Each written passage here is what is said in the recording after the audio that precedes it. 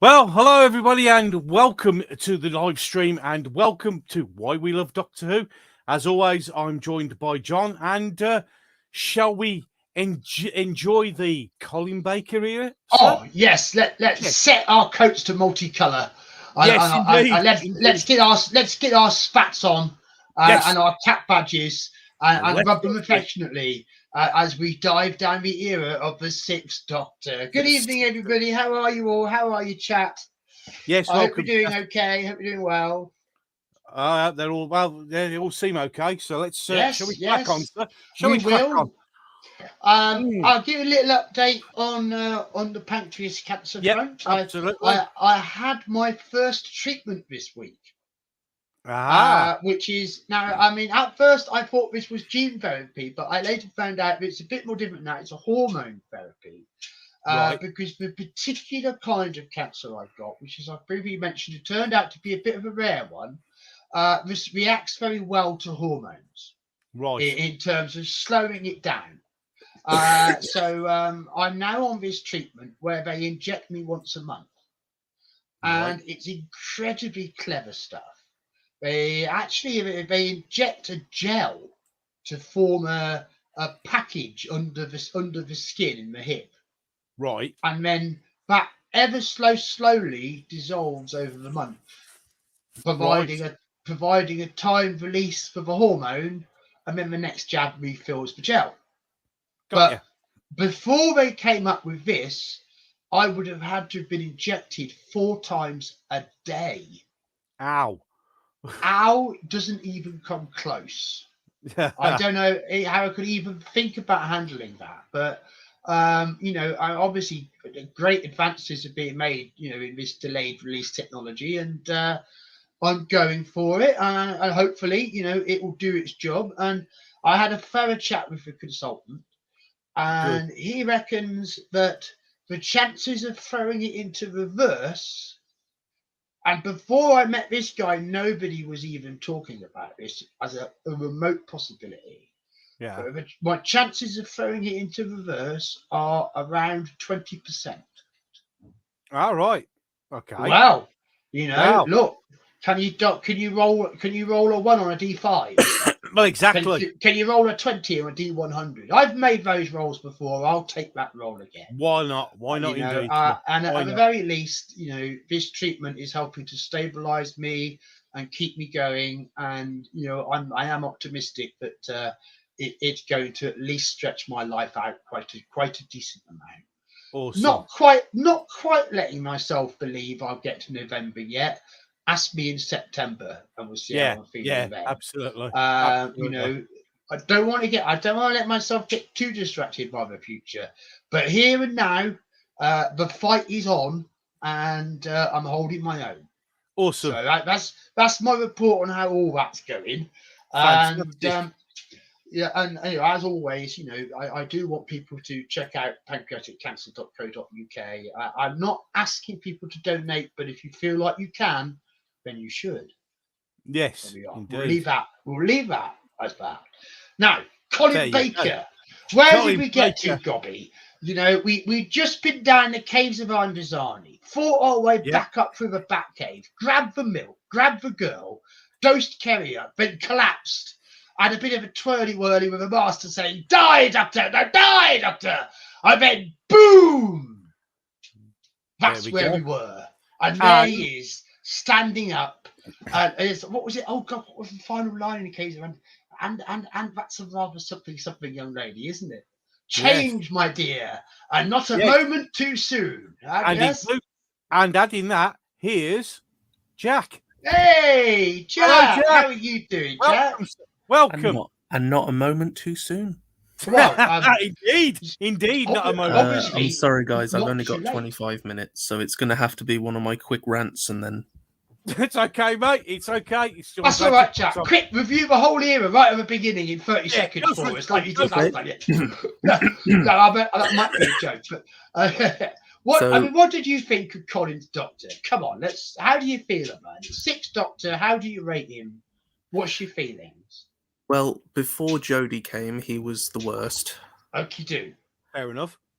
But it's not Colin's fault. It's just the way his character was guided. But I happen to think that his first season is a masterpiece.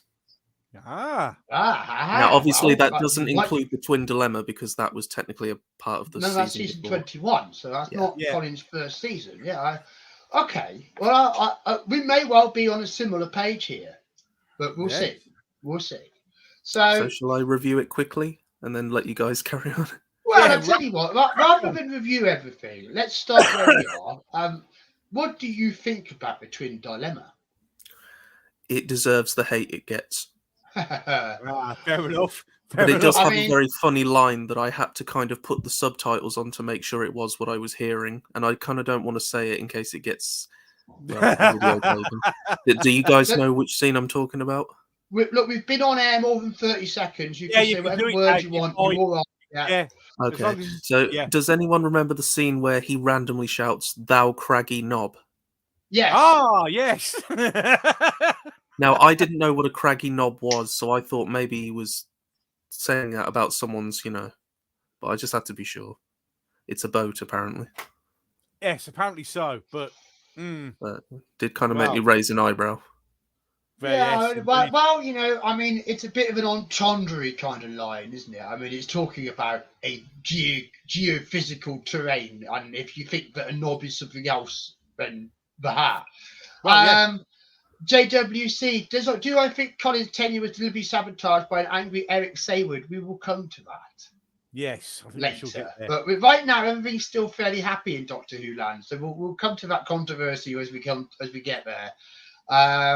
But okay, I just want to say that when Androzani went out, that was a great time to be a Doctor Who fan, because especially Part 4 of Androzani was such a hard-hitting bit of telly. But when it came to school on Monday morning, I can't remember Doctor Who ever being a more credible programme with my peer group. Yeah. I mean, Androzani was a real hype. It got everyone's attention, and everyone at school on Monday was like, how good that Doctor Who was. Yeah. So, I mean, it's a bit like being a fan of a football team, sometimes being a fan of a science fiction programme, especially Doctor Who. Oh, you could reach such heights, and then you could fall so far, so quickly, so quick, a bit like England so in the hard, World Cup. Yeah, oh very God. much like England in the World Cup, Jack. You're absolutely right there. Yeah, very, very World Cupish. I remember watching part 1 of the Twin Dilemma live as it went out. I remember ever so clearly. And I would have to say, personally, I did find it traumatizing. I absolutely was not on board with it. I did not understand what the program was trying to do. I thought the new costume was an abomination. Yeah, that was not good. Not good at all. And I the whole aspect of the abusing Perry was just what's the right word for how it felt? It just felt so wrong. So wrong. So out of character. It was so wildly out of character. Yeah, massively. But it did make it really difficult to connect to the new Doctor. Yeah, it really was stunning. It was shocking. Yeah. On top of which, the actual production value of the story was unbelievably cheap. Oh yeah. I mean, Doctor Who's looked bad, but it's rarely looked worse than Twin Dilemma. To be honest, though, it's because except for the model work. The model work was of a good, decent quality, but the rest of it, and the design of Mestor, oh my word! I mean, you're never going to have a villain taken seriously if they're permanently boss-eyed.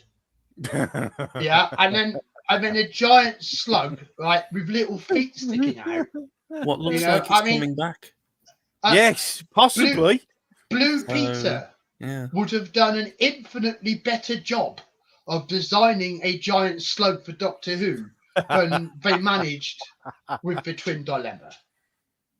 Yes, indeed. Yeah.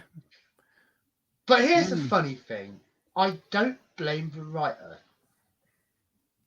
Right. Because I think beneath the problems, there's a perfectly serviceable story idea. Right. And I think that the writer himself, Anthony Stevens, I think is his name, very good track record on television. So clearly is a competent professional television writer. But I don't believe he had anything to do with the decisions being made about the Doctor's character.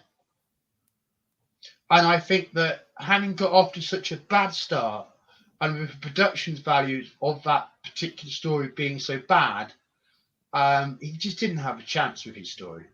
No.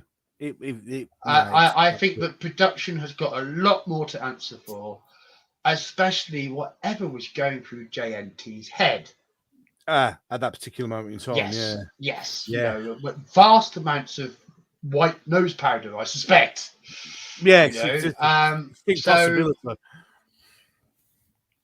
Everything about, I mean, it was just a bad idea to try and launch a new Doctor too quickly in a story tacked on to the end of the season. It was, well, that's because, yes, Sadako is just saying Anthony's typewriter broke. He did famously say his typewriter exploded or something, and so he would have to finish it off. But that's only after he had to come back for rewrite after rewrite after rewrite. I believe you me, that will hack any writer off a lot after 3 goes. We'll find it's a similar story behind what happened with Time Lash later on, actually. So the Twin Dilemma has got so much against it, and as much as I love Doctor Who, I really struggle to find any kind of positive aspect to it. I can't even hone in particularly on a guest performance and say at least that guy stood out. No one really did. It is such a mediocre. It is such a mediocre production, and we can only say that Colin has had the worst possible start, and he was handicapped against it. And there were 9 months between Twin Dilemma and the start of season 22 with Attack of the Cybermen. Yeah, and because of the way Twin Dilemma was written, Colin as a person was seen to basically be saying, sticking 2 fingers up to fandom at the very end of Twin Dilemma. I am the Doctor. If you don't like it, stuff it. Yeah, that was the attitude. Yeah. If we ever want to know of a time when the production lost touch with the audience so badly, apart from the Timeless Children, then Twin Dilemma was the time, but the production just completely dropped the ball. Yeah. And Twin Dilemma is consistently the worst or almost the worst rated Doctor Who story. Yeah. If it's not right at the bottom, it's very close to the bottom. Yeah, it's not good, is it? Really, let's be honest. It is for pits. It's my least favourite. Yeah, I think to be fair, it's a lot of people's least favourite. On the other hand, from this point, things can only get better. Well, yeah, when you're at the bottom, you can go on. Yeah. And we had just had the fantastic season 22, and we had just had the wonderful save and send off for Peter Davison, and we had just had an epic Dalek story that season, and we did have video recorders now, so things were better than they might have been. Yeah. In terms of what it was like to be a fan at the time. What was I? 11 knocking on 12. Yeah.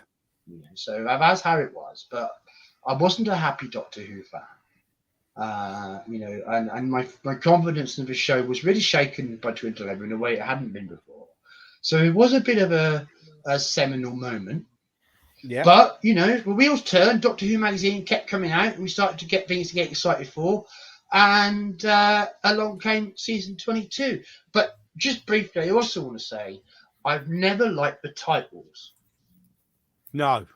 because I've never liked basically just whapping a load of quantel on top of what were perfectly legible, clear titles before.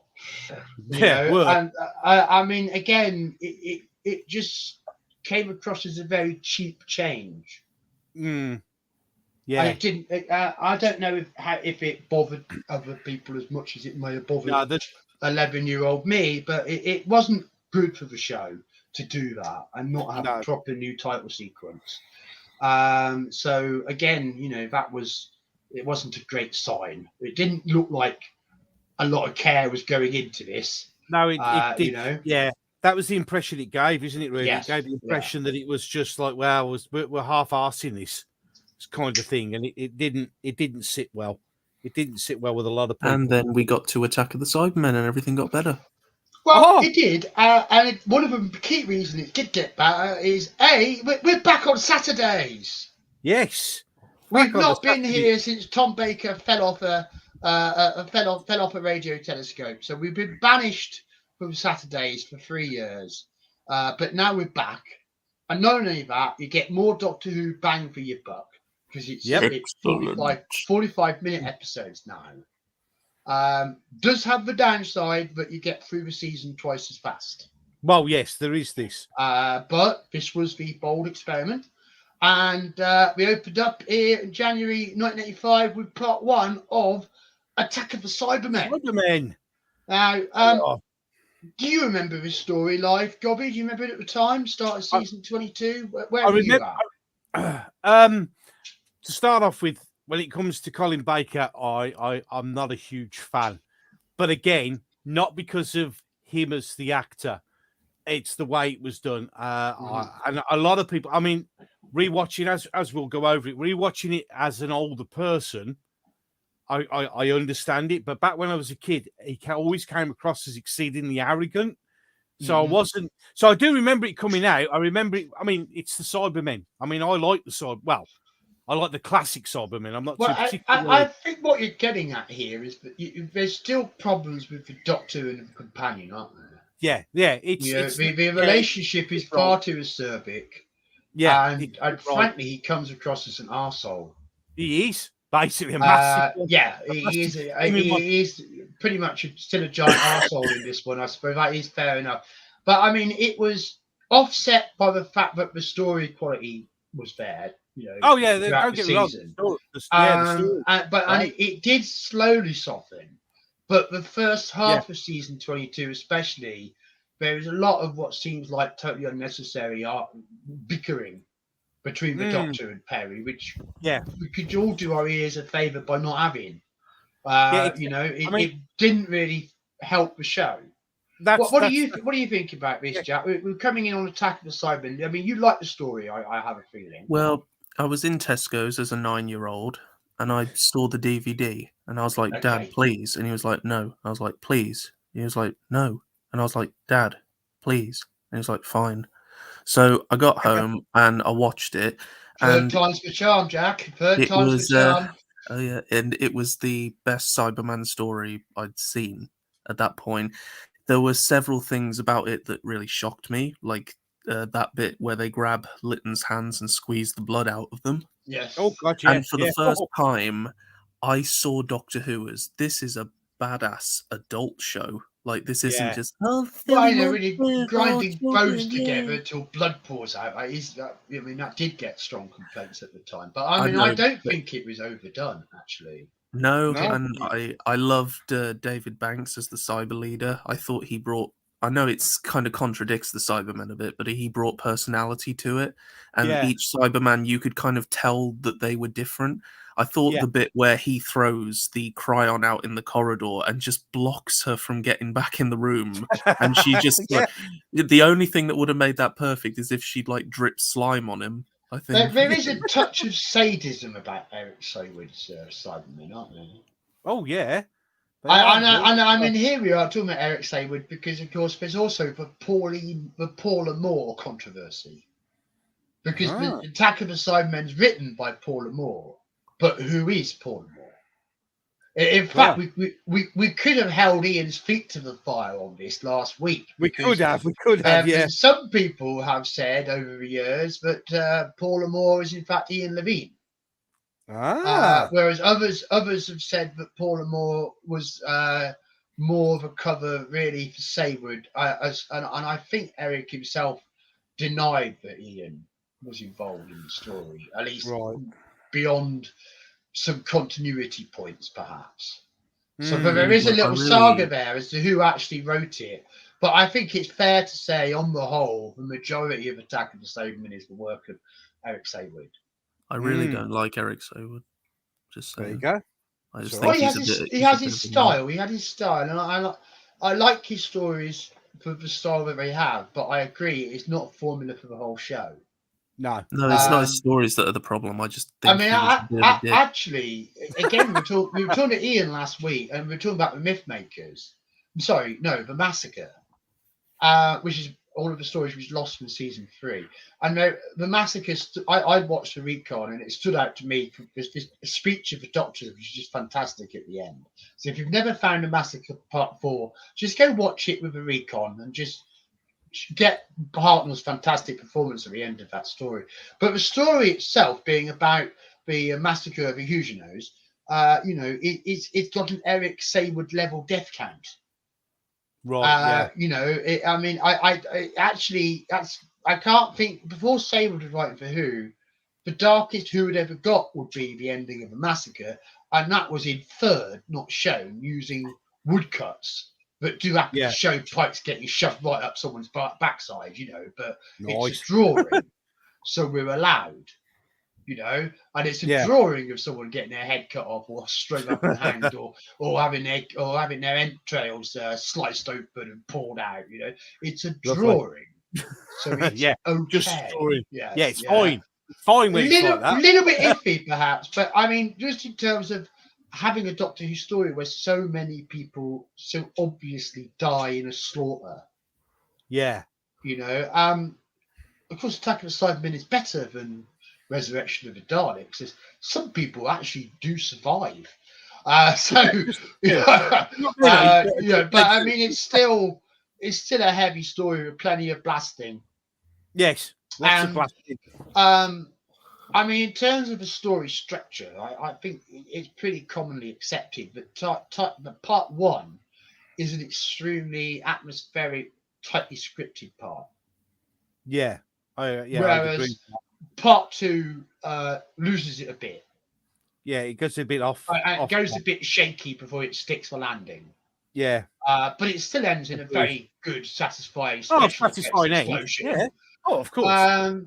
But another Saywoodism in here is, of course, what happens to Brian Glover. Brian Glover? Yeah. Yes, Brian Glover's character. Yeah, that's right, yeah. He's dragged into this, he's dragged along with Lytton, he's dragged along with sewers, he's dragged into the TARDIS, he's dragged around Telos. But then Lytton gets captured, and he has to go on ahead to try and capture the time ship with the 2 half-converted prisoners. They've been trying to do this all through part 1 and part 2. So the whole story has led to this. But then right at the end, they just get slaughtered. Yeah, exactly. And that was a very unusual moment for Doctor Who. Yeah. Where you've got a heavily invested subplot which just finishes in death. Yeah. So, cool. I mean, that was unusual. And it gives you a story an unusual feature. Because it says that sometimes no matter how hard you fight, you can't win. You can't win. Yeah, you don't always win. Yeah, you can't always win. You can't always win everything. No. And so it's just as well the Doctor had a sonic lance to shove in a dodgy box of Vaskil. To see the story through to its end. In some ways, it's heavily criticised for being completely obsessed with continuity. The Halley's Comet thing was very of 1986, but didn't work in terms of a reason. It had no impact on the plot. No. And the Cybermen wanting to stop Mondas being blown up plot lacked credibility, really, in terms of how are they really going to do that. It's the story was okay, but it was lots of action and it was fun. And Cybermen do stomp around quite nicely. And at the end of it, what do you reckon? A B? Attack of the Uh, Cybermen? A minor yeah, is a B minus? B minus would be a B little bit more. minus? Yeah, B minus, Yeah, I reckon. a Yeah, B minus. yeah, B minus. Yeah, B's Would been you, a little bit generous. would you agree with that, Jack? I mean, when you saw your 9-year-old you got your hands on the DVD, it was the best thing since bread slicing. But what about now? How do you feel about it today? Yeah, probably a B minus. It does kind of fall apart a bit, but it's kind of like when you're a child and you watch something, you've always got a fondness for it. Well, it's a pretty strong start to the season. Then we're off to a good start, and we've got promise of better things to come. So not compared to Arc of Infinity, a lot more exciting. Yes, But to Cast of Alba, a lot more exciting. So at least we were off for some action. Sadako says a D, doesn't like resolution, which I can understand because I've just knocked it, haven't I? Hold on, I have something to. I have to quote a quote from the Cyber Leader to Sadako. Oh, yes. Remain silent, or you will die. Well, there we are. Let's just threaten the chat. Yes, why not? Indeed. It's bound to work out. It always works. Yeah, it always works out well. Yeah, it will squeeze your hands until the blood comes out, so be careful. Yeah. Indeed. That's such a badass. Yeah, that's just perfect. It fitted perfect. Mind you, did bringing Michael Kilgarth back as the cyber controller really work? I've had a few pies since I was locked in the tomb. Yeah, a few. Yeah, so maybe they didn't need the original actor's performance back to recreate the cyber controller, but that's a thought in itself. Also, his temper tantrum at the end is really funny. Yeah. It's really does throw his. Well, they're not supposed to have any emotions. He seems pretty ticked off to me. Just slightly ticked off. Got a little bit of an issue, hasn't he? It's his go epi subroutine, isn't it? We can. Yeah, just go mental. Yeah. But so from a quick trip back to Totter's Yard, and then we're off again, and now we're going into a territory where the show really makes a mark with this story. Vengeance on Varos. Sorry, that was my Sill impression. It was awful. Right, it wasn't the best. No, you tried. Did you get a green rubber cap and slap it on your head first? Yeah, that's got to be. That's where you went wrong. You're not. That's where it's slightly opposite. Yeah, you've got to slap a green rubber cap on. But I did put both my feet in one sock. Oh well, there you go. So you tried. That helps. Yes. Yeah. Okay. Fine. So, Nabil Saban, of course, yes, he does steal the show in Varos. He comes as this, obviously he's a disabled actor, so he's able to play a very diminutive slug-like alien better than anybody else. And it was just so unique. But Sil really was the runaway guest villain. Varos is, it's studio bound. And it's set in a world where sadism is entertainment. Yeah, and cruelty is a form of government. Yeah. So it's basically our time. Well, yeah. Just all the dials cranked up a bit. Just a little bit. Close, and also, it's a strange world where the rulers are just as much prisoners as the ruled. Yeah. Yeah, everybody's tied in. Yeah, it's a pretty miserable place. It's not somewhere that you'd want to spend any time at all. No, it's not a holiday spot. It's really quite a grim planet. Indeed. But nevertheless, the Doctor's got a problem with the TARDIS. He needs a rare mineral, which is only available on Varos. So him and Perry head on down there, and then quickly get caught up with revolutionary attempts and sadism as entertainment television, and have to try to fight their way through the various trials and tribulations. Until ultimately the Doctor is successful in sparking a revolution Of course. and bringing about this great change. And then as Arch Collins just said, literal bread and circuses. Yeah, and then Absolutely. afterwards, for plebs, are left to question this very scary concept of freedom and what the hell are they supposed to do with it. Yeah, exactly. So it's an extremely thought-provoking piece. Yeah, It's a story which has got a lot to say about society, but it's also a story that itself got a lot of flack for excessive violence, especially in part 2, where the Doctor tips guards into a pool of acid to dissolve. yeah. That was strong. Yes, it was very. It was Yeah, strong.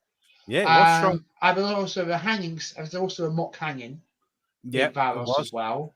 As well as deadly jungle finds and roasting to death and getting shot and all the other fun things that can happen to you. All the fun things. But that's always good when a Doctor Who story makes an impact. And the ratings were strong. Oh yeah, they were. Years later, because it is a story with something to say, I think Varos is very well thought of amongst Colin's stories. It's one of his strongest stories for certain. It is one of my favourite ones. I really enjoy this story. It's also interesting that Sean Connery's son is in it. Yeah, Jason, isn't it? Jason. And then within sort of a year, he was then playing Robin Hood. Yeah, exactly. What's it called? The HTV one, Robin of Sherwood. Where he replaced Michael Braid, and Braid to finish that series off. A good, strong competition for Doctor Who at the time. Yes, definitely a series which stood for tested time because the medieval production values on that show top class.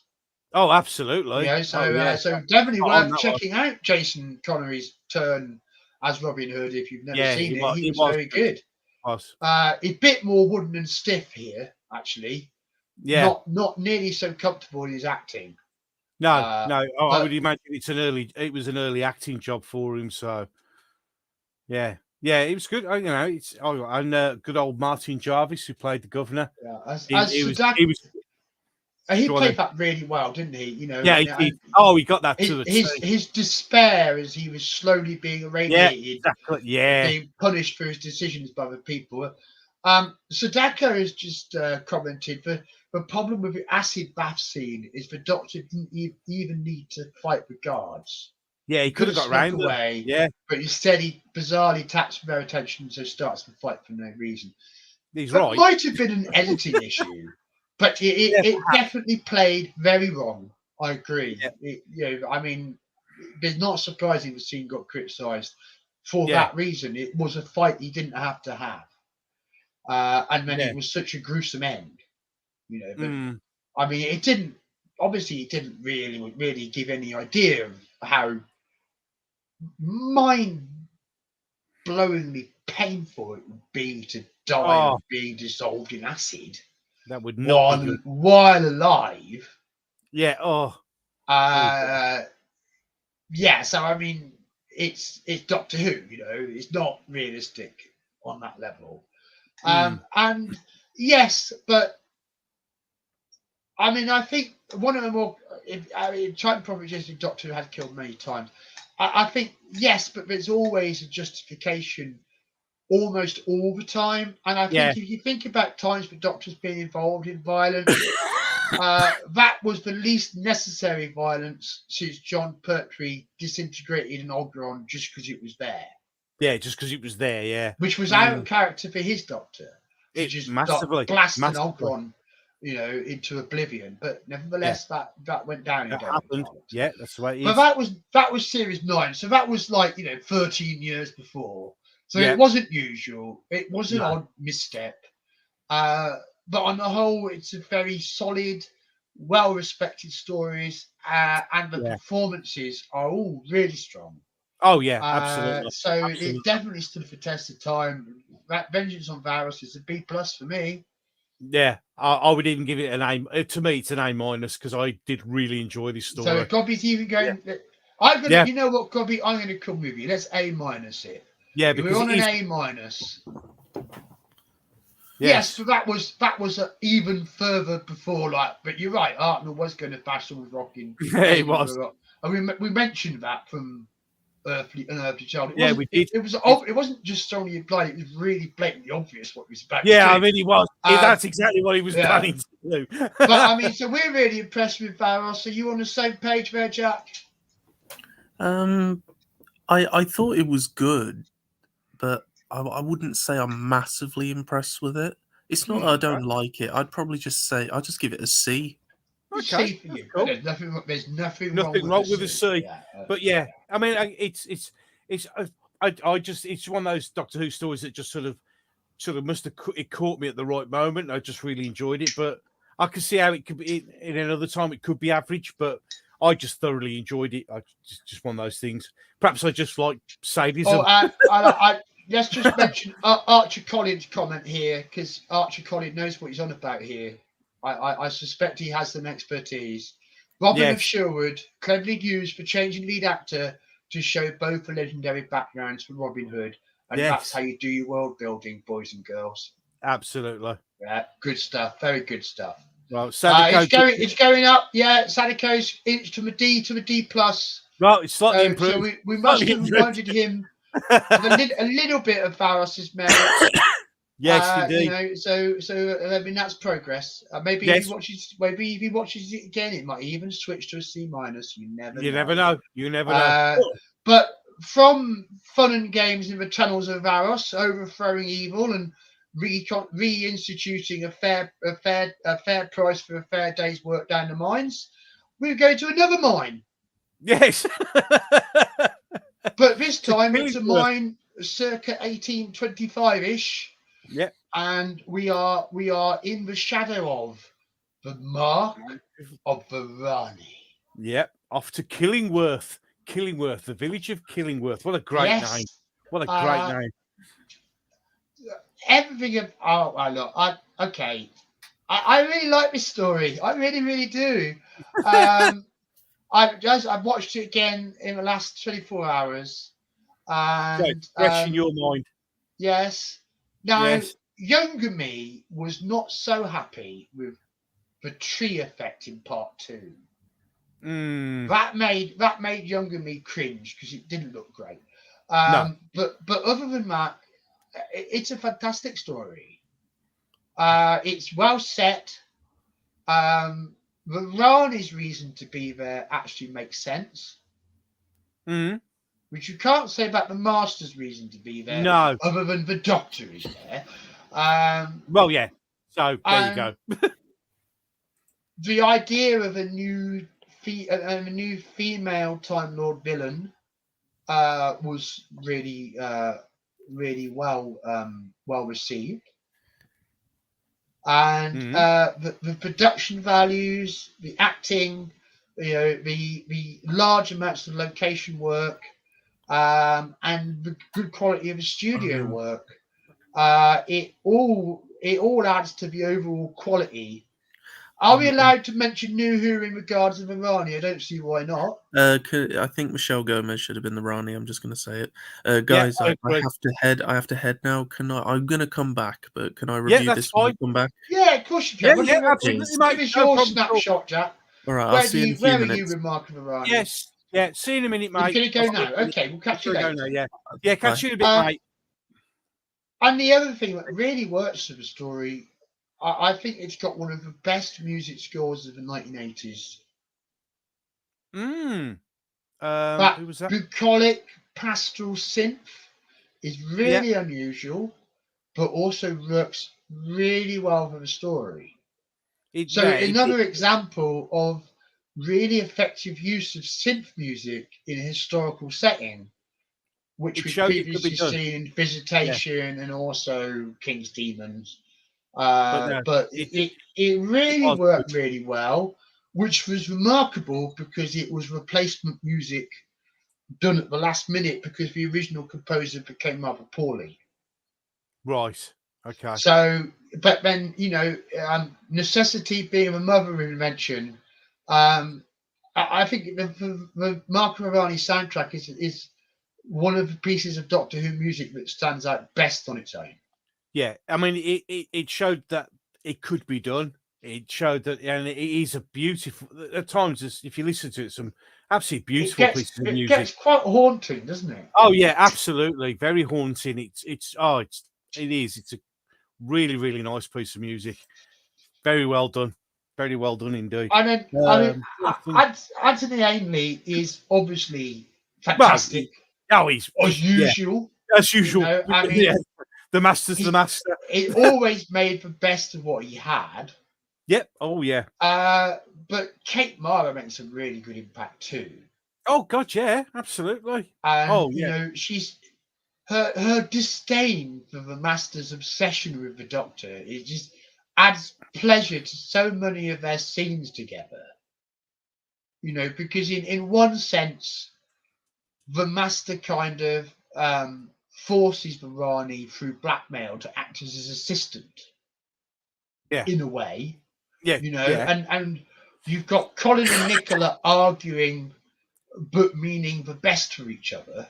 Yeah.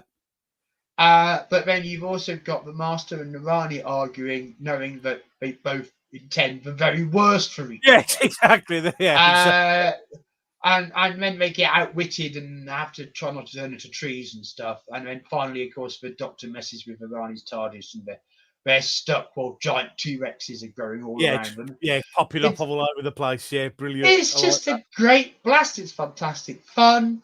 It's a great standalone Doctor Who story. Colin Baker does really well as the Doctor. You don't question him. You're really convinced by him at this point. He has owned the part. He's starting to, despite the problems, he's starting to win us over.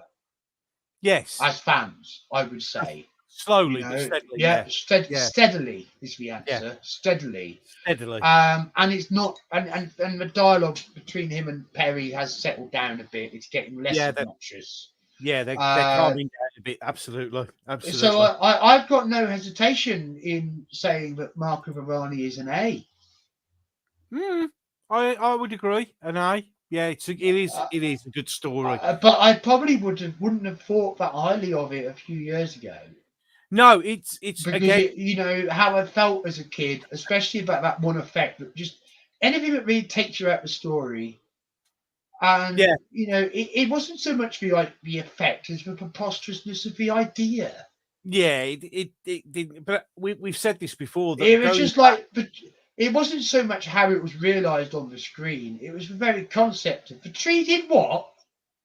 Yeah, it did. I didn't grasp that. I didn't grasp that and to be honest, I still don't. It still doesn't make sense. I've just better look past it. You know. No, it's one of those things that's just it's best just to overlook. But it definitely impacted how I enjoyed the story when I was younger, because things like that really mattered. But I've just overall I'm just so impressed with it. It gives me so much pleasure to watch it. It has to be an A for me these days. It hits the spot. I love the story. I do. Yeah, I love the story. But we've said this before, haven't we? That now we're older, we've gone back to these stories. You can see them in a better light, but you know, and it's just a really good story. And I mean, to me, the music just adds to it. Absolutely, it really does. And when the music really suits the story like that, when it fits in like that, it lifts the whole thing. Yeah, absolutely. You can say the same about Periods of Mars or Brain of Morbius. Yeah, the Genesis of the Daleks. You know, each of those are stories with scores that really vibe with the tone of the piece. Yeah, Mark Varani has a very different tone, but this music is perfect for that tone.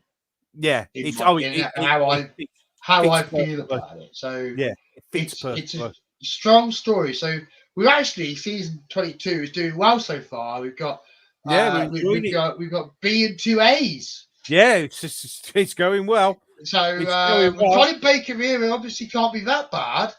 No. And then what happened was the completely unexpected arrival of a completely other Doctor Who, and we had the two Doctors. The two Doctors. Yeah. Okay. Robert Holmes returning to the show after indeed. the Pandizani the year before. Yep. and it was nice to see Fraser Hines back, and it was it was okay. It was okay. Now, Not yeah. This is the this is the weird one. I liked it because it was nice to see Jamie and the second Doctor back, but yeah, I wasn't 100% impressed with it. Mary Whitehouse loved the two Doctors. Well, there you go. well, well, indeed. Yes. there's a lot to talk about because a lot happened at the Yeah, time the two Doctors was being shown. yeah, that's true. No one explains why Troughton got grey hair. Firstly, it's an absolute pleasure to have Patrick Troughton and Oh, Fraser yeah. Hines back. Having them two back was brilliant. That was the highlight. And just chemistry, just off the charts. Yeah, it never And left. pure fan service story in that sense. And I didn't care. I loved it. It worked for me. As far as I was concerned at the time, it was extra cool because I was getting a colour to second Doctor story. Well, this is true. This is true. And even then, when still I hadn't managed to watch most of Troughton's era because of accessibility at the time, I hadn't seen much of Troughton. Even then, just from the target books, I knew how much I loved his Doctor's characterization, and of course from Five Doctors. So that was all pure pleasure to me that Pat Troughton was back. And story-wise, it runs into problems because it's the let's go abroad just because thing again. Yeah. And no matter how well or poorly the story makes use of Spain, and at least this time they had a location in the Hacienda to actually have as a centre for the story. So it wasn't just running around like it had been in Lanzarote and Amsterdam. Yeah. At least there was a focus for the story, and the story was well written to take account of what was possible for them to do in Spain. A story which is well written based around production limitations isn't always going to be a good story. And I think the biggest problems with the two Doctors is that it's just stretched out too much. Yeah, and you could trim, and you could trim hard, and there's no way it's not a 90-minute story. No, it is too long. So unfortunately, it's excessively padded beyond justification. Part three, getting the money's worth out of being in Seville, fine, but Doctor Who shouldn't be 30 minutes of Seville. No, I think that's why I didn't really massively enjoy this one, purely because you could see it was blatantly obvious they were trying to drag it out, and then you get the pacing issues, and then. But I think we've also got the first scene signs that Bob Holmes is no longer at the same creative height. No, exactly. And it's unfortunate, but he never did manage to match Androzani with his other writing for the show. No. But what I do really, really like about the two Doctors, and that I've always consistently enjoyed, is part one. Yeah, I love the setup. I love the whole backtracking space station stuff. The part one setup, and what's the action which taking place, and the Doctor and Perry having the tussle with the space station computer, and then of course what we would find out early in part two is that they then find Jamie, and that's how the story would develop. But I really, really like part one of Two Doctors. Yeah, it's just that part two and then part three is chunked down and then chunked down again, and some bits like the quality of the Suntaran costumes are very questionable. Yeah, indeed. Yeah, they're not good. They're not good. I mean, God alone knows, good heavens, I wouldn't envy anyone wearing a Suntaran costume in Spain. No, God, no. I wouldn't, No. It's not that I'm not full of sympathy for the actors, but they are just do not look good. No, they don't. They don't look good. There's all you can see. The collar of their costumes is so obviously paper thin. Yeah. The mask is really not good at all. Not good at all. No. And they don't. The Suntarans do not impress. No. No, Which they is don't. unfortunate because the It is a story shame. really, really needs them to. Yeah, it did. It did. But that reminds us of what other people are currently ripping their hairs out in the comments, making sure I don't forget, which is to talk about Shazini of the Frankenstein bit Yeah. and Shockeye. Jacqueline Pearson's Stafford Johns, wasn't it? Yeah. Playing the two Androgon characters. Jacqueline Pearce is a delightful villain. Oh God, yeah. Sublime. So Sublime. having had, this was the year that JNT decided that having a couple of people out of Blake Seven was a good idea. Yeah. It worked a lot better with Jacqueline Pearce than it did with Paul Darrow. Yeah. But we'll come to that later. Later. Yes, indeed. But so there is a lot of good in it. Patrick Troughton goodness. Well, I can't say I can't watch Two Doctors and be happy. Yeah. But it's not Bob Holmes' best script. No. And it's not Doctor Who's best production. No. But one thing which is very interesting about Two Doctors, is the series bit 6B theory. Right. Now, in recent times, we have, of course, had speculation about who Jo Martin might be as the fugitive Doctor and where does she fit in continuity. But the series 6B theory actually arose from the Two Doctors. Right.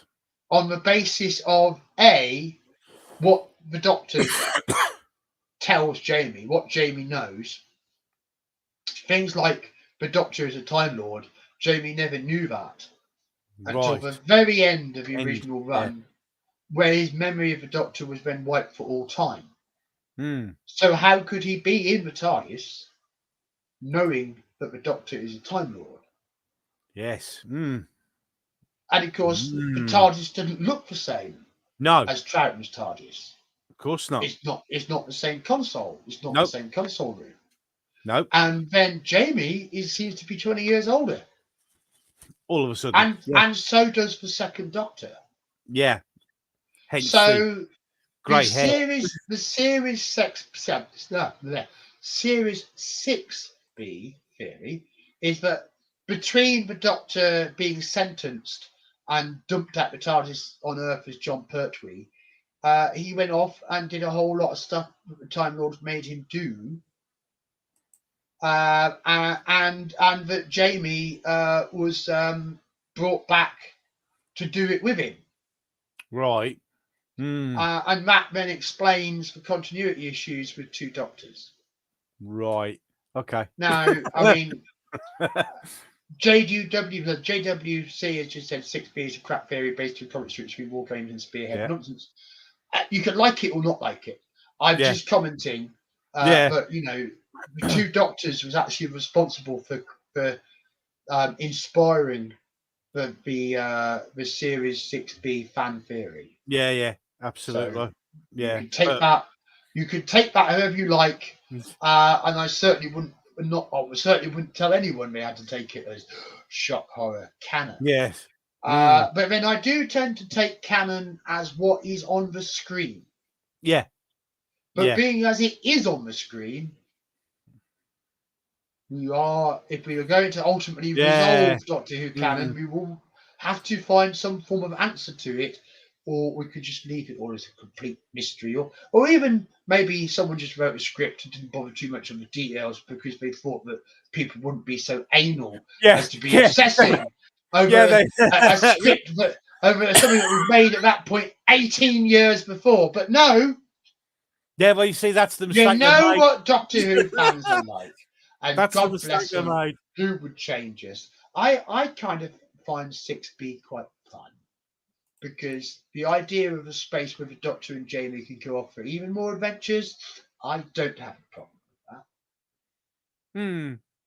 Yeah. So I'm So, yeah, it's we it's don't it, need to know the answer to everything. Where are we no, going to put our own answers in if they're all given to us? I completely agree. absolutely. Absolutely. Two Doctors. I'm gonna have to say I can't quite clear a C. I'm gonna have to say C minus. Yeah, I'm gonna go a D. I'll go D What? on it. Yeah, I did. Gobby's going straight to a Yeah, D. Yeah. it's not my favourite at all. So a It D. A could have D been and should have been could so have much been. Yeah, better. you look at what it could have been. It would have been amazing, but unfortunately, they just But I ran. think Yeah, it's an issue of a writer having to accommodate some of the strange notions of a producer. yeah. That's Sadako again. He said with a decent edit, it could have been a B. I agree. It could have been so much. There So much might be an more. edit where you could make it to a B. Yeah, It could be, because it there could is a be. lot of stuff that could get trimmed. Yeah, There but really is. Yeah. that's the thing. The most annoying thing is when you watch it, you see it could have been so much better. It could have been so much more, but it's. I think it was a waste. There was an However, opportunity. There was an opportunity there. perhaps it's a shame, but it isn't an A+ story Mm. because the trouble it caused. Oh God. Because in part two, Shockeye decides to test the culinary possibilities of Earth rat by biting the head of a live one clear off, apparently, Lovely. on live television. And that upset a lot of people. The whole Oh, I don't know cannibalism why. I don't know why. thing upset a lot of people. It did. Yeah, it would do. So Doctor Who came under harsh criticism as Two Doctors went out, and also criticizing Varos, the story before. Yeah. And the net result of it is that before Two Doctors had finished airing, we were hit right in the face with the news that Doctor Who was going on hiatus. Yes, indeed. So these Hold on. were John, Jack's back. Oh, hello, Jack. Welcome Where back. We just did Two Doctors, and we didn't come out too kindly to it. No. Oh, How are you on Two Doctors? I think it's okay. I think it's a big waste of the Sontarans. I think Patrick Troughton is the best part of it, and he blows Colin Baker off the screen. I think Perry's wearing very irritating clothes. I think Shockeye is more like something from Texas Chainsaw Massacre than should be in Doctor Who. And I just think it's very up and down. I think it's one of Robert Holmes's weakest. Well, I'm going to agree about all of that. I gave it C minus. Gobby gave it D, didn't you, Gobby? I gave it a D. Yeah, D. I'd give it a C minus because I still think it's really watchable compared to a lot of other shite and most of New Who. It does have a lot of watchability. I stood up for it on a basis, but I can't stand up for the plot and the writing because I would just take a pair of scissors to it. I really would. And Mark of the Rani, I can't really remember much about it because I haven't seen it in so long, but I did love the bit where the dinosaurs growing at the end and they're just stuck against the wall. Excellent. I thought that was cool. Yeah, that's fair enough. And in my honest opinion, I don't think Time Lords can change gender. I think Michelle Gomez should have been the Rani. A lot of people agreed with you, Jack. She'd have been far better as that, and I'd have loved her even more. Oh God, yeah. And it only would have made her teaming up with the Master John Sim in World Enough in Time all the more cooler. Yep, of course. Well, yeah, it would have made. Well, I'm not saying there can't be women Time Lords. I'm just saying they can't change gender to me or race. But that's just me. That's fine. Everybody's entitled. Yeah, everybody's entitled. But let's come back to the vexed question of the cancellation. Because we can't get past that without making clear what a seismic effect this was on Doctor Who fandom. Because the axe had never been so obviously and blatantly being waved above the show like that before. No. Even at other points where the question was raised, should the show go on, it was never a public debate. No. It was questions of what went on behind the scenes. But suddenly, the BBC made its move to get rid of Doctor Who. It was using primarily the two doctors to do it. And this was very much a broadside and completely torpedoed the enjoyment of the season. Well, of course it did. For some very obvious reasons. Oh, yeah. Our show had gone. Yeah. And then just when you felt that had ripped the guts out from under you, and that things were not going so well after all, we got time lashed. Oh god! I don't think it's as bad as everyone did, but that's probably because I was in a good mood and I'd seen most of Chibnall's era, so nothing could be worse than that at this point. It's actually quite. Oh well, yeah. Well, if you look at it through those glasses, mate, time lash is awesome. To be fair, but no, it wasn't. I don't like the show. I didn't like this at all. I like the creature. I mean, visually it looks amazing. Oh yeah, don't get me wrong. I agree. The creature looks amazing. I think they shouldn't have spent the entire budget on just that. which is exactly what's he talking about? budget. At this point, where Eric Saywood had all the goodies for his Daleks saga to finish the season off.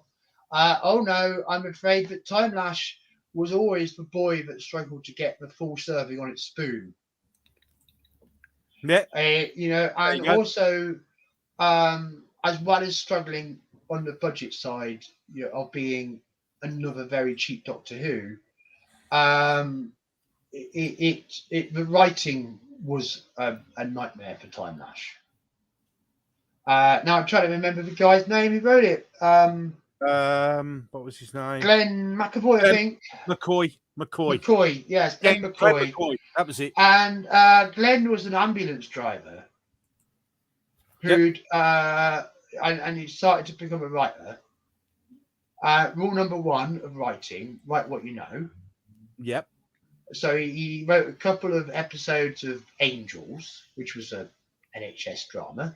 Yeah, which went down well. But then he thought he wanted to challenge himself as a writer and take on something more.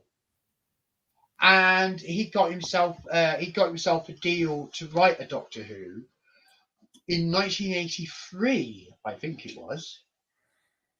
And then the production cycle for Time Lash just rolled on and on and on and on, and he had revision after revision after revision. But he couldn't walk away from it because he had to come back for revision after revision after revision. And then during this production of season 22, Eric Saywood took his eyes off the ball with Time Lash. And then by the time he put his eyes back on it, suddenly it wasn't looking very good at all. But in the time they had left, before something had to go into production for that slot, it was either have no story at all, try and create a new story from scratch in about 3 weeks, or just make it. Yeah. So for the sake of having an actual story and not losing those episodes, Time Lash got made. Yeah. This is not the correct foundation for a successful Doctor Who story. No, and it shows. And it's the sheer averageness of Time Lash, but just condemns it, really. Because everything is very average, except for Paul Darrow's performance. Wow. Which is very self-indulgent, and I'm going to get you back, Colin, and sod your show. Yeah. So Colin Baker, Paul Darrow eating the scenery from underneath Colin's doctor the terrible script development, a script that really should not have gone into production because it just wasn't strong enough, and which lost the strength of its best ideas in endless rewrites. It's one of those where we go, well, even the worst Doctor Who contains something worth watching. And I appreciate that even a story like Time Lash represents a hell of a lot of love and heartache, an incredible amount of hours of work. Yeah. But nevertheless, Time Lash and Twin Dilemma hang out around the same part of the Doctor Who charts for the same reason. Oh yeah, absolutely. But I would I'd rather watch both of them than most of Moffat and all of Chibnall.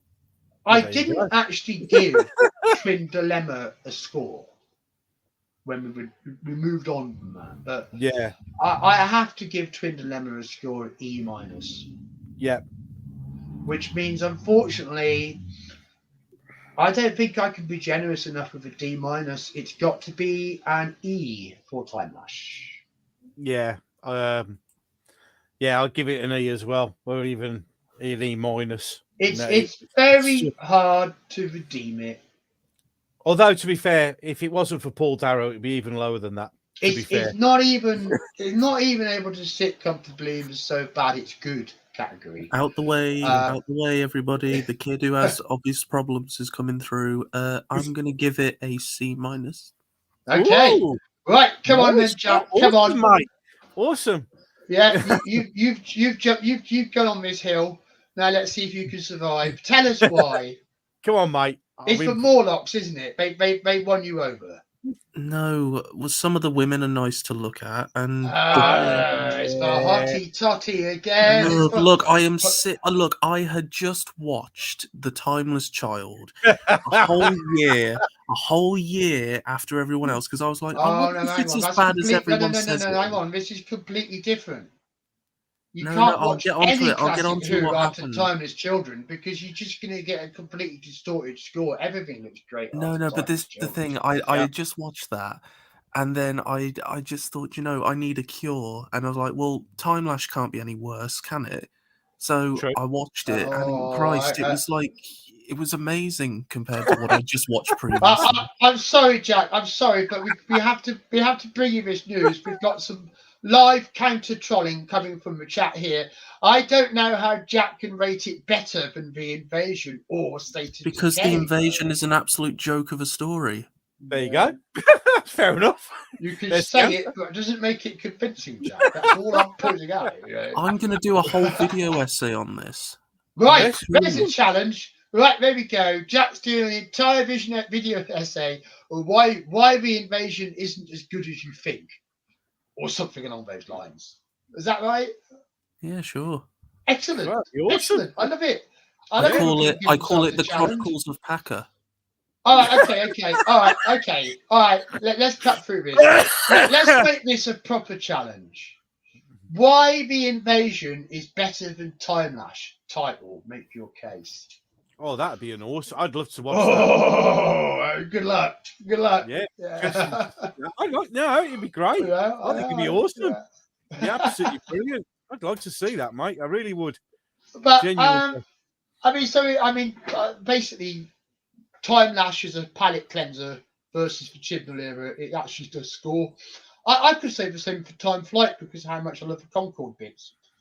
Yeah, I love the plane bits. Everybody loves the plane bits. I could certainly watch part one of Time Flight and be far more entertained than anything Chris Chibnall ever put his name to. So there's a thing. But overall, where were we? Yeah, we decided it was rubbish, didn't we? I gave it an E, you gave it, and Jack gave it a C+, but he's going to explain later. So we better move on because it's Pepper Potts Ahoy.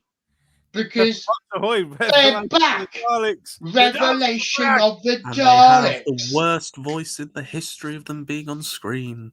Totally agree. What do you mean? Totally agree. If you fail to obey in 5 seconds, you will be exterminated. Okay. They were bad. It was bad. It was the worst voice ever. I have to agree. Absolutely terrible. Is Revelation... Kermit would have done a better job.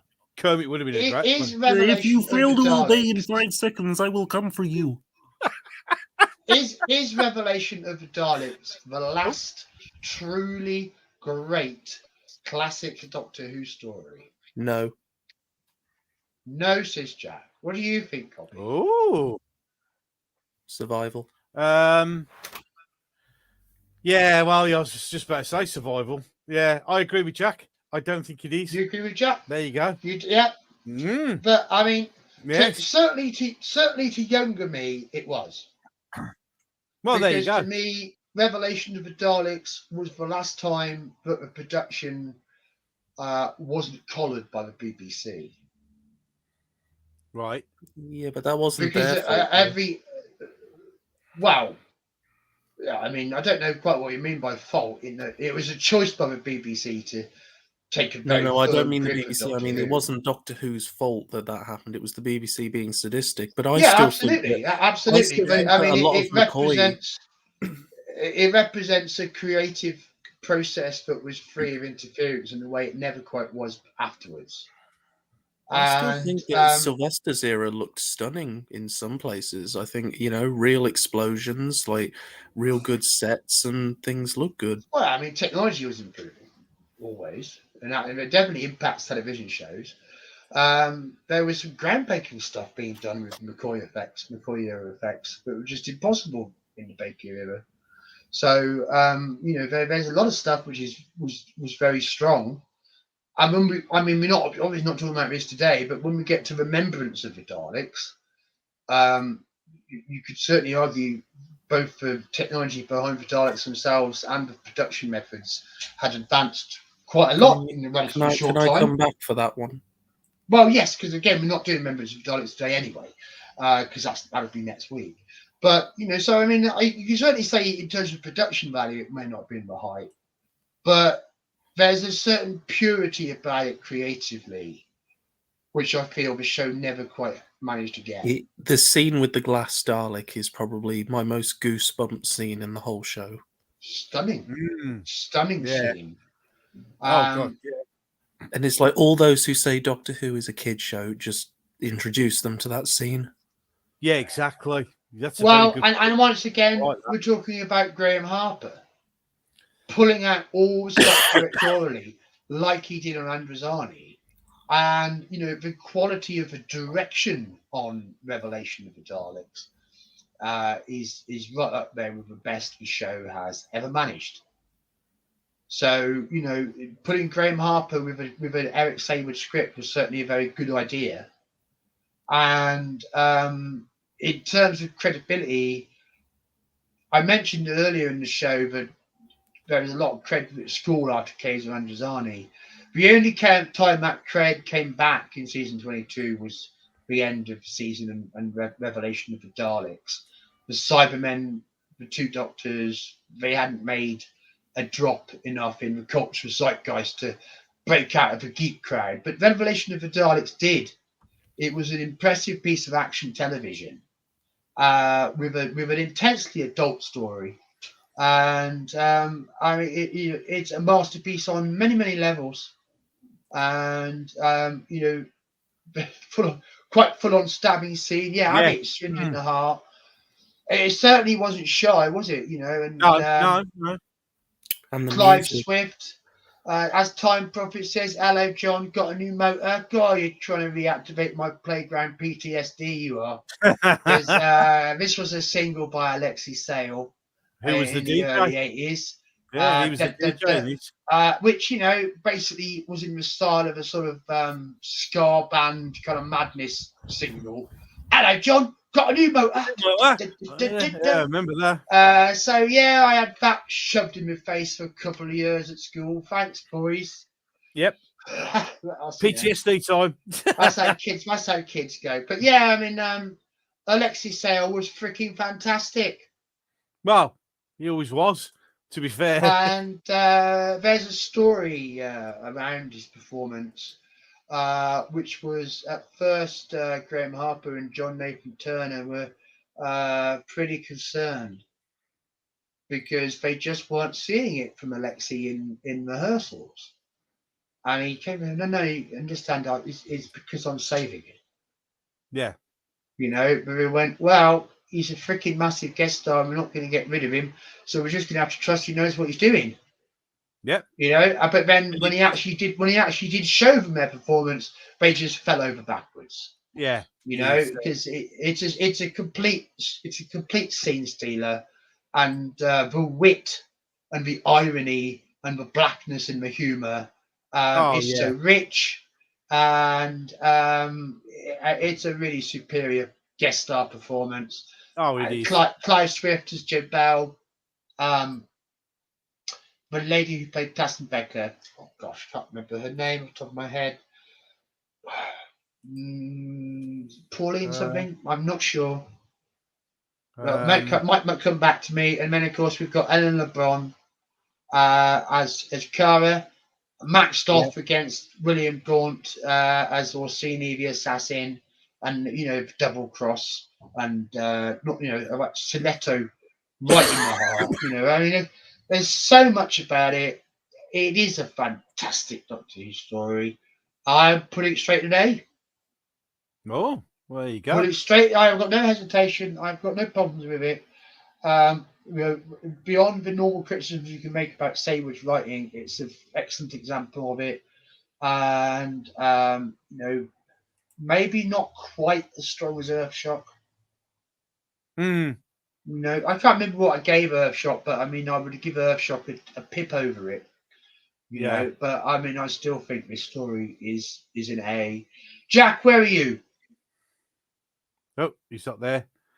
He's not there, but it says the 80s for Sadako. Yeah. I'm not sure if that's supposed to be I am here. Is that an A with a dash or is that A minus? I'm not quite sure which that is supposed to be, but either way, it's high score. JWC is also definitely an A. Go on then, Jack. I'm going to give it a B. B. You can't go wrong with a B. Gobby, how do you feel? B plus. B plus. B plus. B plus. Yes. Yeah. My favorite scene in it is when Perry and the DJ are hiding in that room behind cover with the gun, and I love what the Dalek says before it gets blown up. Go on then. I'll quote it. "Oh my God, Nicola Bryan, I'm a huge fan." Of course he does.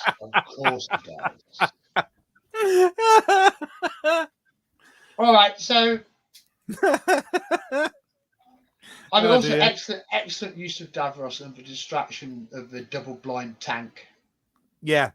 All of that is just really good. Just really good, rich stuff. And then of course getting his hand blown off, and then the Doctor reaches out to shake his hand, and oh damn it, you got me. Oh damn it. It's a great little joke right at the end, before he starts Davrosing his way out. It was we'd had a mixed bag. We'd had a season which had more stronger stories than weaker ones. And certainly in terms of overall quality was a match for season 21. But we had a show which was originally battling for its very survival until that record that Ian doesn't want to have to admit any part of made such a difference. Yeah. And then it was Doctor Who will be back after 18 months. But it wasn't until the end of 1985 but it was confirmed it would only be back for 14 episodes. Yeah. Although that rumour had leaked in fandom back in the summer. But, it was clear that the Doctor Who we were going to get in the future was not going to be the Doctor Who we got in the past. No. But there was going to be substantially less of it. Yeah. And but we weren't sure whether the show was going to feel like Doctor Who. Because it was very clear that the BBC were going to demand major changes. Oh, there was big changes coming. You knew there was big changes coming. But one of the changes that wasn't coming just yet was in the lead actor. No. Because as we approached Series 23, both Colin and Nicola were returning to reprise their roles. Yeah. And we then discovered that this series was going to be one overall story, which was going to make it the biggest story Doctor Who had ever done. Bigger than the Indeed. Dalek Master Plan. Apparently so. That's what they Bigger said. than the War Games. Yeah. Substantially larger even than the Invasion. Right, so I mean, a big story was what we promised, and so in September 1986, we embarked on the trial of the Time Lord. Yep. Greeted to a new synthed up theme tune by Dominic Glynn, I think. I think it was. Yep. Some slightly advanced whirly colory effects than what had gone out at the front of season 22. And then, just as it gets started, what do we see? But spaceships everywhere. No, not spaceships everywhere. Just one Single spaceship. Big old spaceship. And not only that, but we were spinning right round it, baby. Spin me right round like a record. Yeah. And then, in an extra fancy bit, this beam of light shoots out and drags in the TARDIS. Yeah, and the grabs the scene TARDIS. for I season can remember 23 is JNT's set. reaction. Okay, guys, this is great, but But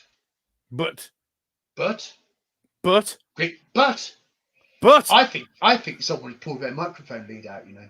I think they might have. Yes. It looks a bit like it, doesn't it? But Yes. What? He's got us on a cliffhanger. He's got us on a cliffhanger. What are we going to do? Hello? hello? Hello? Hello, Jack. Hello, you're back. Oh, I keep on cutting. I'm sorry. It's my terrible connection. It's you left it. You left us on a cliffhanger. But. Right? Yeah, we were like, but. And then it went but. silence. Oh my god! Don't do that again. What I was just saying is, I remember JNT's reaction. He was like, "This is all very nice, guys, but we do have more to make than just this opening clip." Oh yeah. And then they realised, oh crap, we've ran out of pennies. Well, let's take the special effects budget for the entire season and pour most of it into that one shot. 90 seconds. Yeah. It was at the time, I believe, the most complicated computer guided effect shot ever done worldwide. Probably. It was a groundbreaker. It was a kind of way of sticking it to the BBC, really. It's a kind of way, look, if you gave us the bloody money, you could have the show you wanted, but you won't actually invest. Yeah. And one of the issues was how the show was funded. Because Doctor Who started in 1963, the BBC had an increased formula where it budget increased by X amount per year. But Tripods, because it had started in 1984, I think, season 1 of Tripods, had a budget 4 times Doctor Who. Ridiculous, isn't it? Um, I've just actually had a look on there. That spaceship shot actually cost them £8,000 for that one shot. Apparently it was the most expensive model shot that they'd ever done. Yeah, and that's it was. That's a lot of money. Most expensive and most complex and most technologically advanced. Yep. For 1986, it was 5 to 10 years ahead of what you could commonly expect to see on television easily. Yeah. And given it was a practical physical model. Yeah, it was an actual model. Yeah. I mean, it's not like you'd see something that would necessarily better it today. No. So, giant model, a giant motion control rig. It was all completely new at the time. Now it's used in every shot, in everything, pretty much. There's some kind of motion control aspect to the CGI, but it was groundbreaking, and it was also a message, a bit of a protest, really, saying don't judge us by these standards when you've starved us of resources. So, as this unfolds, Doctor comes in to leave the TARDIS, finds out that this space station is a Gallifreyan space station, and then quickly discovers he's been put on trial again. And evening to Matthew Pounder, who's just joined. And then so this week's story, this first story is another Bob Holmes script under the umbrella title Mysterious Planet. And they took the season takes a Christmas Carol approach. So you've got one story from the past, one story from the present, one story from the future, and then a resolution. So this is a story from the Doctor's past, and it's looking into the mystery of why the planet Ravalox is where it is. And in doing so, we discover that this planet is far better known to us by another name, a few more light years away. So there's a powerful conspiracy at work here, and over the course of the story, the Doctor is challenged by the prosecution to sort of rebut the points which he's trying to make against him. But ultimately, the Doctor does come out of it looking not too bad. Yeah. So the first story, he seems to have been able to have made his case. But then, the Valeyard's got other ideas.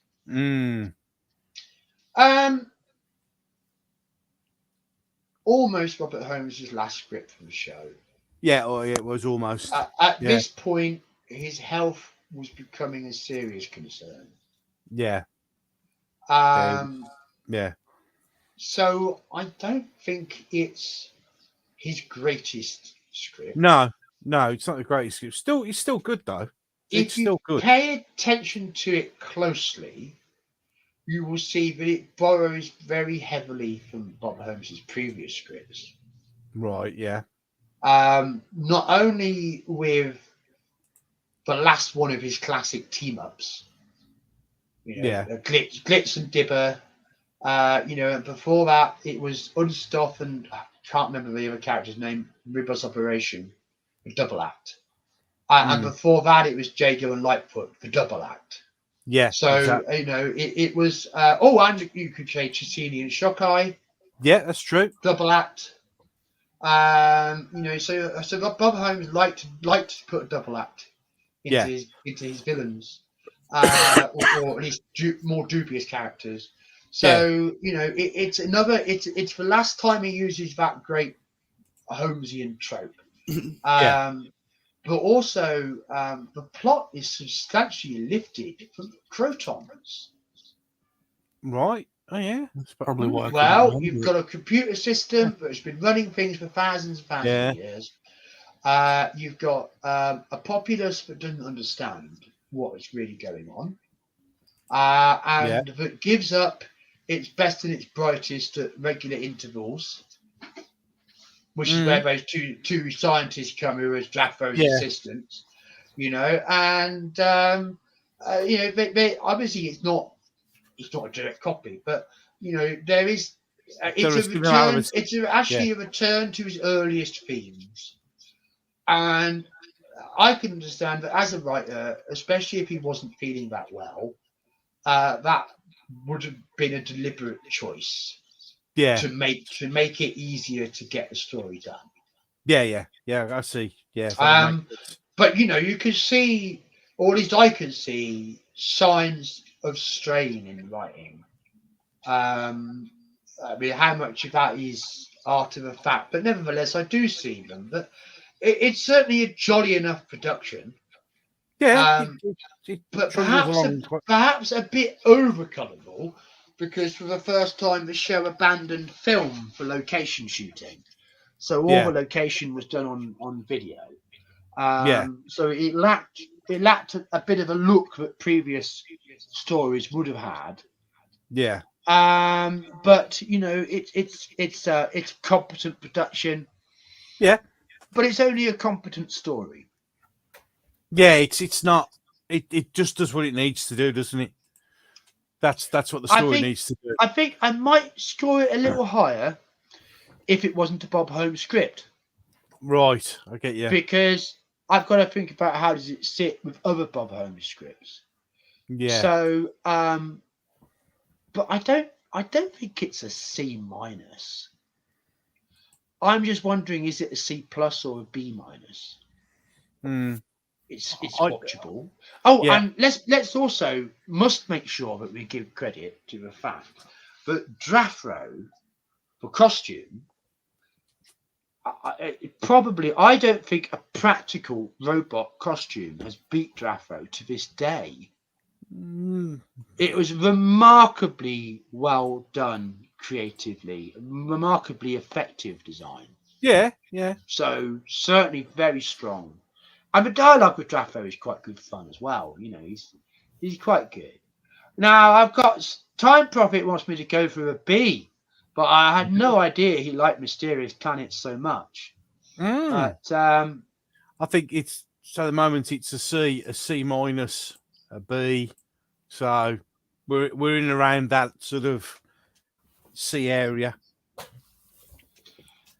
it's I a give it C a plus. C. It's a C plus. It's I a give C it a plus. C. It's a good start to the season. It Yeah. starts the story up. Well, It lets you know where we're going to go, but it isn't as original as it could be, and feels a little bit like treading it safe. Doctor Who. yeah.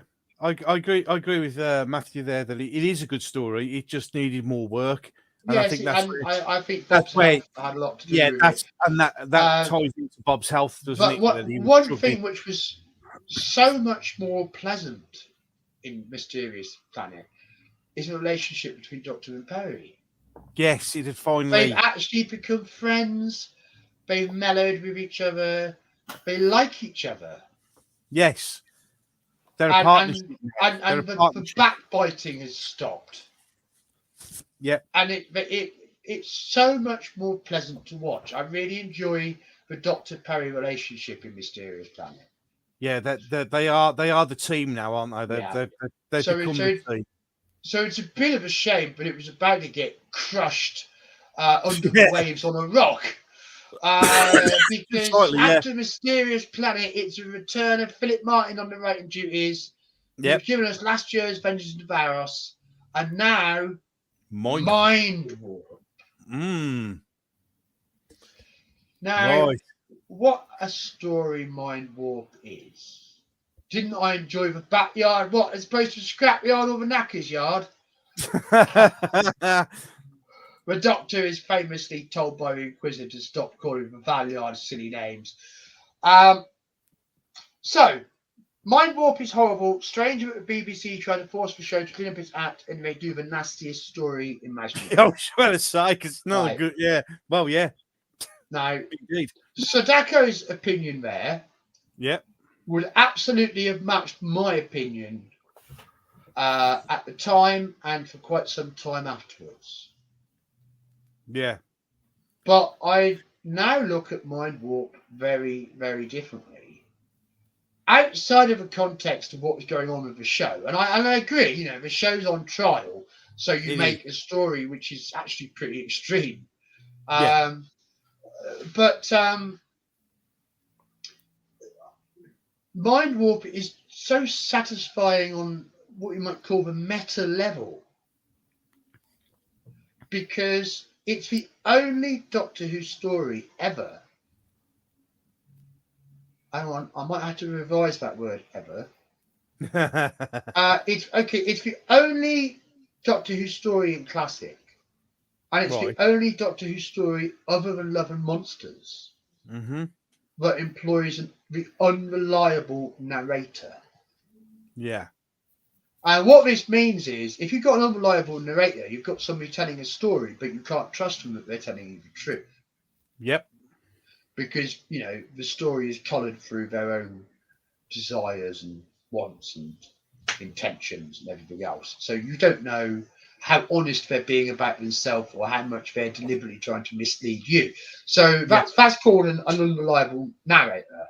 Yep. But, you know, in literature, if you had a book written by a drunk or a drug addict, you might employ an unreliable narrator because they're not 100% sure that what they think happened actually happened. Yeah. And with Mind Warp, anything after the end of part 1 is up for debate. Well, part 5 of Trial of a Time Warp. So anything out of the first section of Mind Warp, you have to decide what you believe. Yeah, you have to. Yeah. And you can and the way you look at that story, you can literally multi-choice it anywhere you want, to where Perry gets brutally slaughtered to serve the Time Lord's ends, to where Perry gets hooked up with a barbarian warlord as a happy ending. Yeah. Because can I do an impression? Please. Go on then. Go on in. Oh yes, get him off. That's reasonable. It is. It's fair. It's fair enough. You can't argue. Can't argue. Yeah. Well, come on, that's what happened as soon as the camera faded to black. Of course. So what do you want to be true? Was everything that was showing the Doctor being psychotic and torturing Perry, was that a lie of a Matrix? Or was the Doctor really unbalanced? And does the Doctor himself really not remember? So Mind Warp warps your mind if you get into it. Yeah. And there isn't another Doctor Who story in classic anything like it. No, so I agree. I can understand why Mind Warp has developed a stronger and stronger backing as the years have gone on. Yeah. And I, appreciating it now on that level, I really appreciate it. But 1986 me was very unappreciative. Yeah, as a kid, it confused me as a kid. I mean, now they tell me they're trying to save the show, and then they make the Doctor unlikable and mad again. Yep. What the fuck are these guys doing? Well, this would have been, you know, would have been 1986 me reacting to Mind Warp. I was pissed off about it. It's not the story I wanted. Yeah, a lot of people. And of course, what happened to Perry was very unsatisfying to a lot of people as well. Yeah. But you know, I have to say, Brian Blessed is just unbelievably awesome in this. It's Brian Blessed, isn't it? I mean, come on. And again, I know Brian Blessed pissed a lot of people off. Why do we have to get that ranting guy in? You know, fandom was not happy with Mind Warp. It just wasn't. No. I'm pretty sure it must have come bottom of the year that year, without any doubt. But on reflection, you know, how many years after? We're nearly 40 years, aren't we? On reflection, to me now, it's head and shoulders the best of the season. Right. Okay. So, 1986 me says E. 2022 me says A minus. There you go, you say. Now, what do you reckon to that, Jack? Yes, Jack. I mean, I didn't really think as much into it as you did because I haven't got much of a mind to warp, but I just thought it was really, really funny. I thought Brian Blessed just so wanting to get on with Perry was hilarious. You know, and who else than the guy? So to you, it was camp. It was just really funny, camp, funny, silly, and I just thought it was the most fun out of the season. It got insufferably bad after this one, so I'd give it. Yeah, I'm finding this quite interesting because we're actually getting a lot of variety in the comments here. We are. This is the one that's divided a lot of people. Down to an E. Yeah. You know, even today, Sadako is very unimpressed. Yeah. You know, so do we have anybody in chat who really likes Mind Warp as high as I do? Do we have any Mind Warp aficionados in there? Well, that's okay. You could admit to that guilty pleasure in a few minutes. Yes. Yeah, but do we have any Mind Warp fans? It doesn't look like we do, Gobby. No. I mean, I'm not. That's okay. That's part of being a Doctor Who fan too. Sometimes you've got to go your own way. I agree. You know, that's the Time Prophets where I'd put it. I'd put it as a D. Yeah, it's a D. Yeah. It's not hitting everybody else's mark, but for me personally, I think it's actually a bit of an extraordinary standout story. And yeah, I unfortunately, Starry hasn't been free to join us tonight because I also would like to know. And yeah, I think I think maybe if you like mound bending stuff, maybe you might appreciate it a bit more. So if you like a movie like Shutter's Island or something, Yeah. which is based around this idea of what is real and losing Yeah. your sanity. And I think for Doctor Who to kind of get anywhere close to tackling that is actually quite impressive if you think about it. I'll have to give it another watch, but But it was a much more traditional and even perky Doctor Who episode that we got the week after, because it was time to get terrified by the carrot juice. No, terrified by the vervoids. The with vervoid! added carrot juice and compulsorily exercise machining.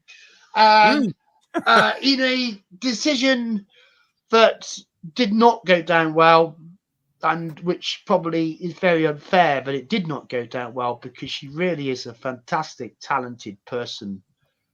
Bonnie Langford joined the cast as Melanie Bush.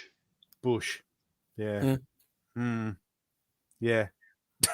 They have to do checks when they, settle scripts for a new character in a TV show. They have to do checks to make sure that there isn't a real life person too coincidentally similar.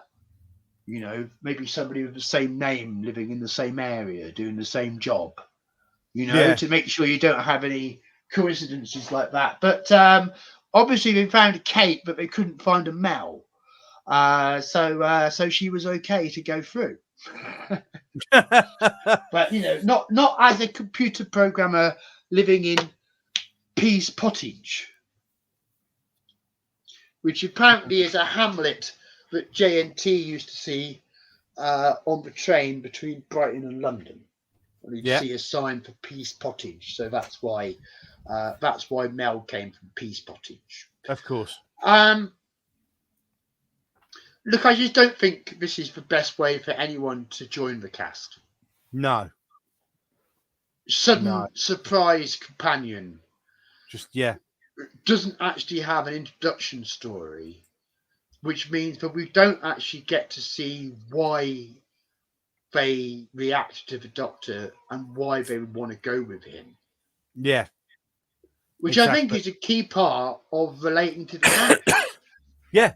Absolutely. So we were given Mel fully formed, but with a lot of bubble but no depth. Exactly. And very big personality, but who was she? Well, yeah. And then also we've got the whole exercise thing, and frankly Colin has put on the pounds, hasn't he? Just slightly. He somehow piled on a bit, yes. So he does need to pump those handlebars a bit. But this is where we're at, and then we get into this new mystery. And you know what? I'm not quite sure how the story starts. Does he receive a distress call first? I think he does, doesn't he? Yeah, Mayday message comes through. Yeah, and then he lands on the ship, starts to investigate, and people are doing things they shouldn't be doing, and it's not working out like it should. No. And before you know it, you've got predatory vegetables planning the genocide of all the humans on the ship. A bit like vegans. Well, yeah.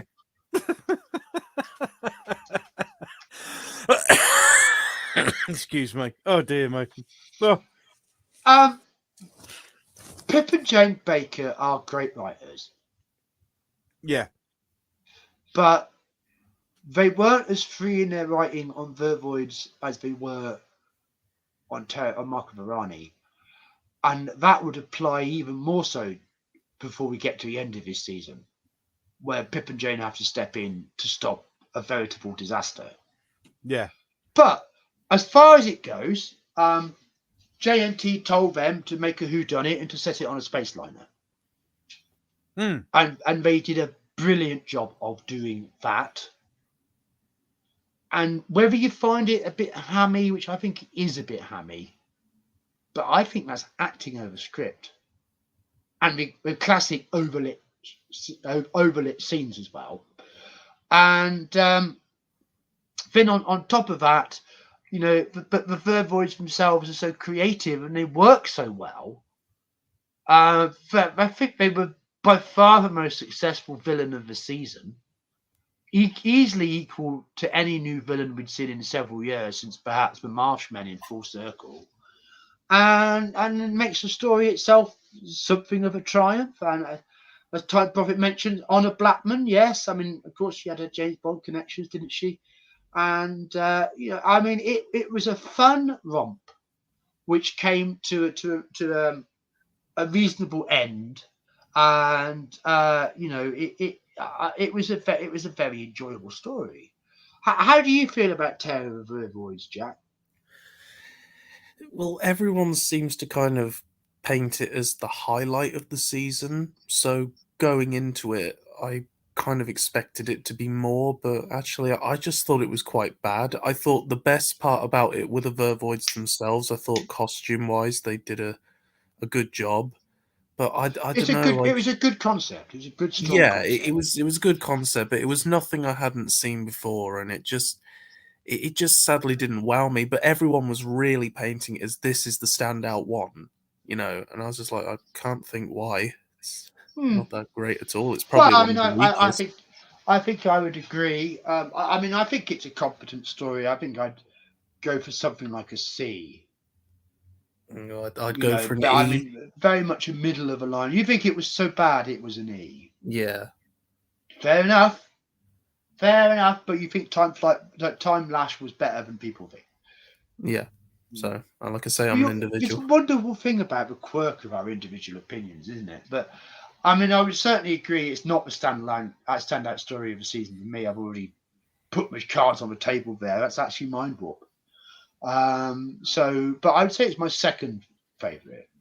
Well, I actually quite like which does mean I'm putting the Pip and Jane Baker script ahead of the Bob Holmes script.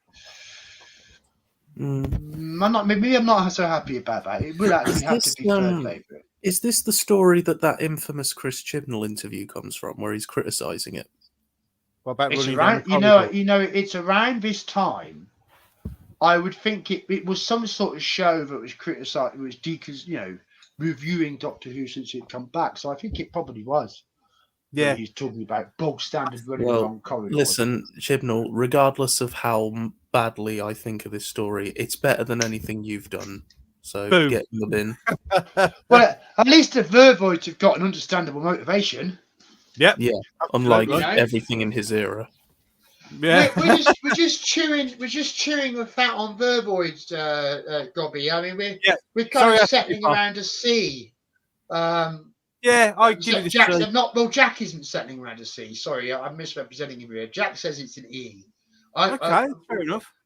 Me and people in the chat are sort of settling around. Yeah, I'd settle on a C. Well, I would settle on a C. E is very important to me because it's mostly what I got in my GCSE results. So. Oh, well, it's a familiar letter then. At least it's a standard you can achieve reliably. Yes. And that's a comfort in life. Yes, it's a standard. At least it's a standard. Tonka Travers manages to dodge the black hole.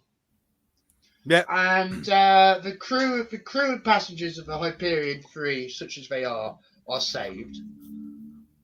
But the Doctor gets himself in a bit of a hot jizzle here because he's just used some Dionysium to commit, as the Valiard so jubilantly declares in the part 12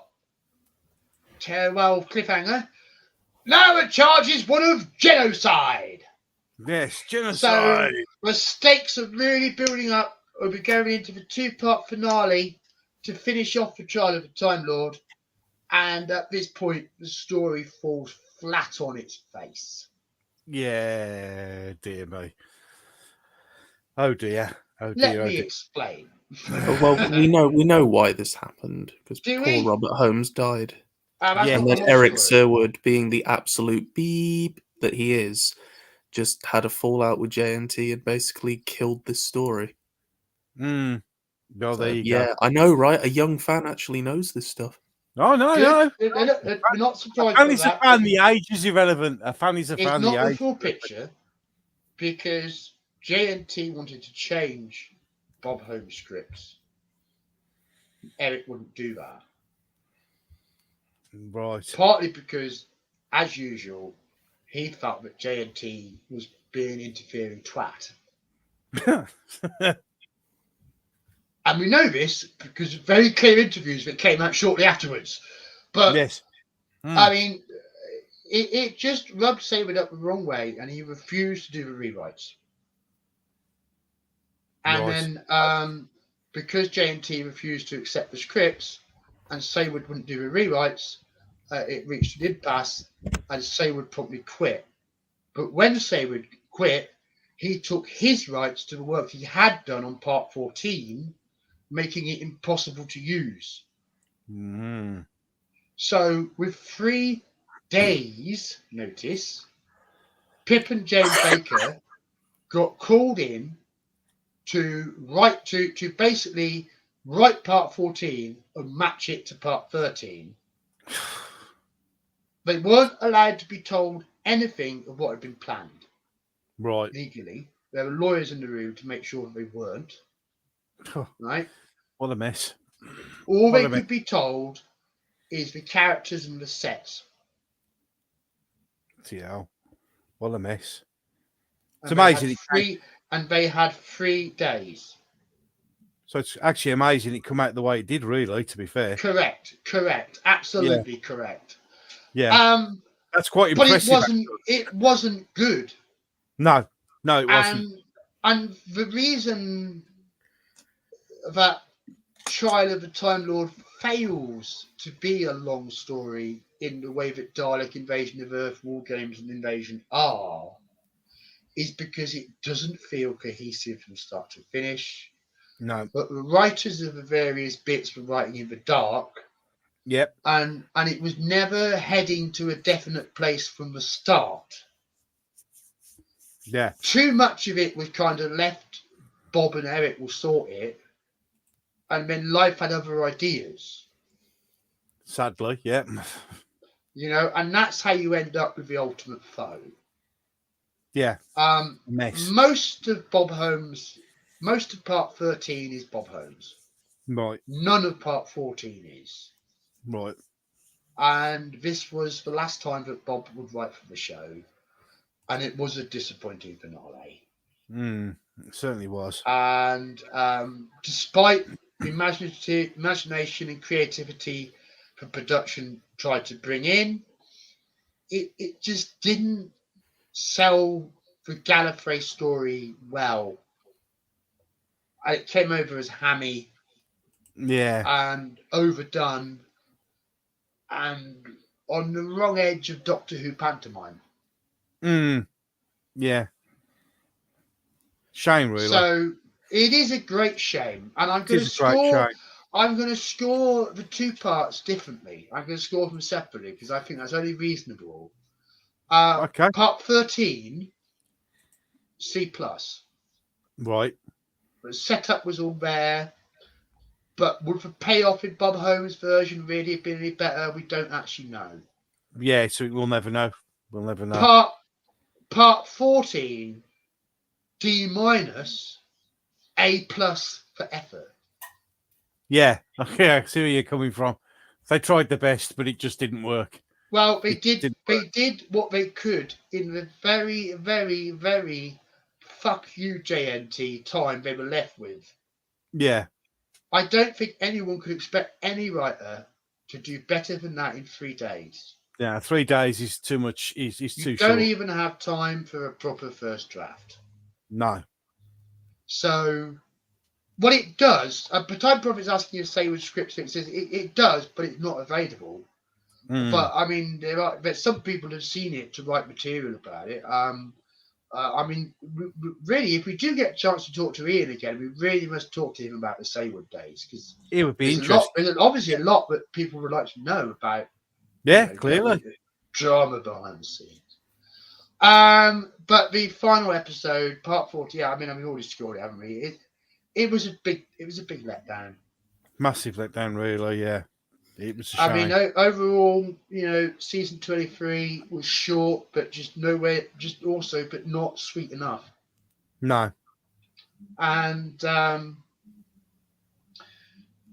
it's questionable whether put the idea of putting the character on trial at the time the show was on trial was actually a good move. Yeah, maybe not.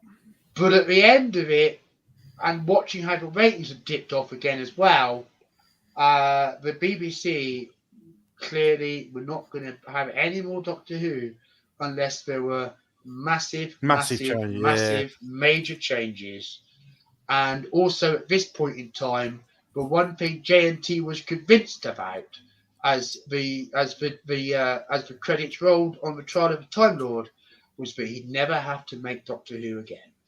Yeah. Well, it didn't quite work out like that. And, we will be finding out what happens next week. Yes, but there we are. certainly will. We have talked through the Colin Baker era. And it seems to have, there is so much good stuff in there. In a way, more richness than there was in the Peter Davison era. Yeah. And when the stories hit the mark, they really are enjoyable. Yep. We've found plenty of B's and A's as we've gone through. At the very least, this should be watchable in anyone's book. Yeah. Yeah. Even Time Lash is almost watchable. Almost. But actually, Time Lash is more watchable than Trial of a Time Lord episode 14. Yeah. At least to me it is. Sadako says the problem is unclear what we were trying to say with the Doctor on trial. Was it a refutation of the BBC charges, a compromising acknowledgement, or just a petulant who cares? I think it was an attempt to stand up for the show, attempted to stand up for itself, but it just fell a bit flat because at the end of the day, a 90-second effect sequence does not a season make. No, it certainly does not. It certainly does not.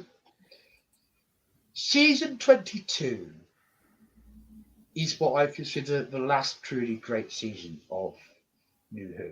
Yeah, I can see what you're coming from. Yeah, even today, I feel that way. Yeah, and we'll discuss that. We'll discuss that next week. And I'm hoping that we will get some real passionate supporters of the McCoy era to come and give their piece next week. We'll see how that goes. Yeah. Yes, you are one, Jack, but I'm thinking of people who are also not you. Not to be offensive here by any means, but I know there's a couple of people we're hoping will be able to make it to join us. Yeah, fingers crossed. Week. And when you know who, you'll understand. Well, you guys are dropping me. No. You quite welcome to be there too. Here, mate. Oh, yeah. No, you're going to be here, yeah. We're not dropping anyone. We don't drop anyone. People. No. We might put you in the green room. That's completely different. Not even that. Yeah. He should be here. He'll be here. You'll be here, Jack. You're not going anywhere, mate. You're not going anywhere. You will find out why. But these were difficult times for the show. These were difficult times for fandom. And our confidence in the show is something that would always be there and always go on. Was shaken much sooner after the show had hit a height of triumph than we could have believed possible. Yeah. So, rather like Colin's era, it's rather like Colin's coat. Colin's era is both bold and clashing and garish, and in places sublime and in places horrible. Yeah. That sums it up. I mean, there's a lot of times with Colin's era that there's the potential was there. It was just never seized in some of the episodes, which would have made it an amazing series. But those are the way it goes sometimes. That's the way it goes. Well, it certainly is. And all the brain's gone. I had a thought in there, Gobby. It slid outside. You slid out sideways. I've derailed myself. It's gone. It's gone. You'll never get it back. You'll never get it back. Oh, well.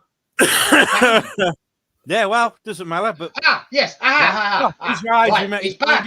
It's back. He fell on the floor. He fell on the floor.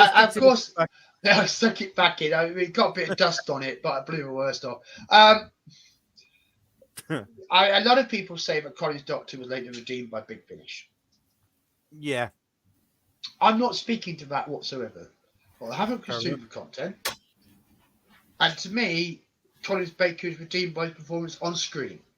Yeah. You know, Colin was a good actor.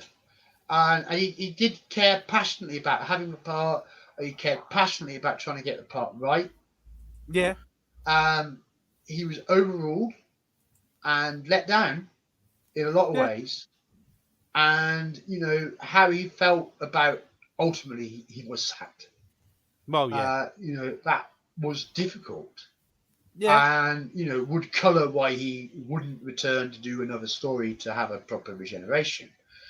But I mean, I do believe that, you know, I believe that Jodie Whittaker's Doctor will be improved by Big Finish when the day comes, because all you have to do is write a decent freaking story and she's already better off. Oh, yeah, exactly. Just needs one. And to a certain extent, that's true of Colin's Doctor as well. Yeah. And we don't have to see him in that coat when he's on audio. Well, no, this is true. So that also has helped. So, you know, I mean, Colin certainly deserves more than earned his place amongst the classic Doctors. Yeah, agreed. You know, and no one will ever be able to take that away from him. No. As he said at the end of Twin Dilemma, he is the Doctor, whether you like it or not. Or not. Yes, indeed. And on the whole, I liked it more than I didn't.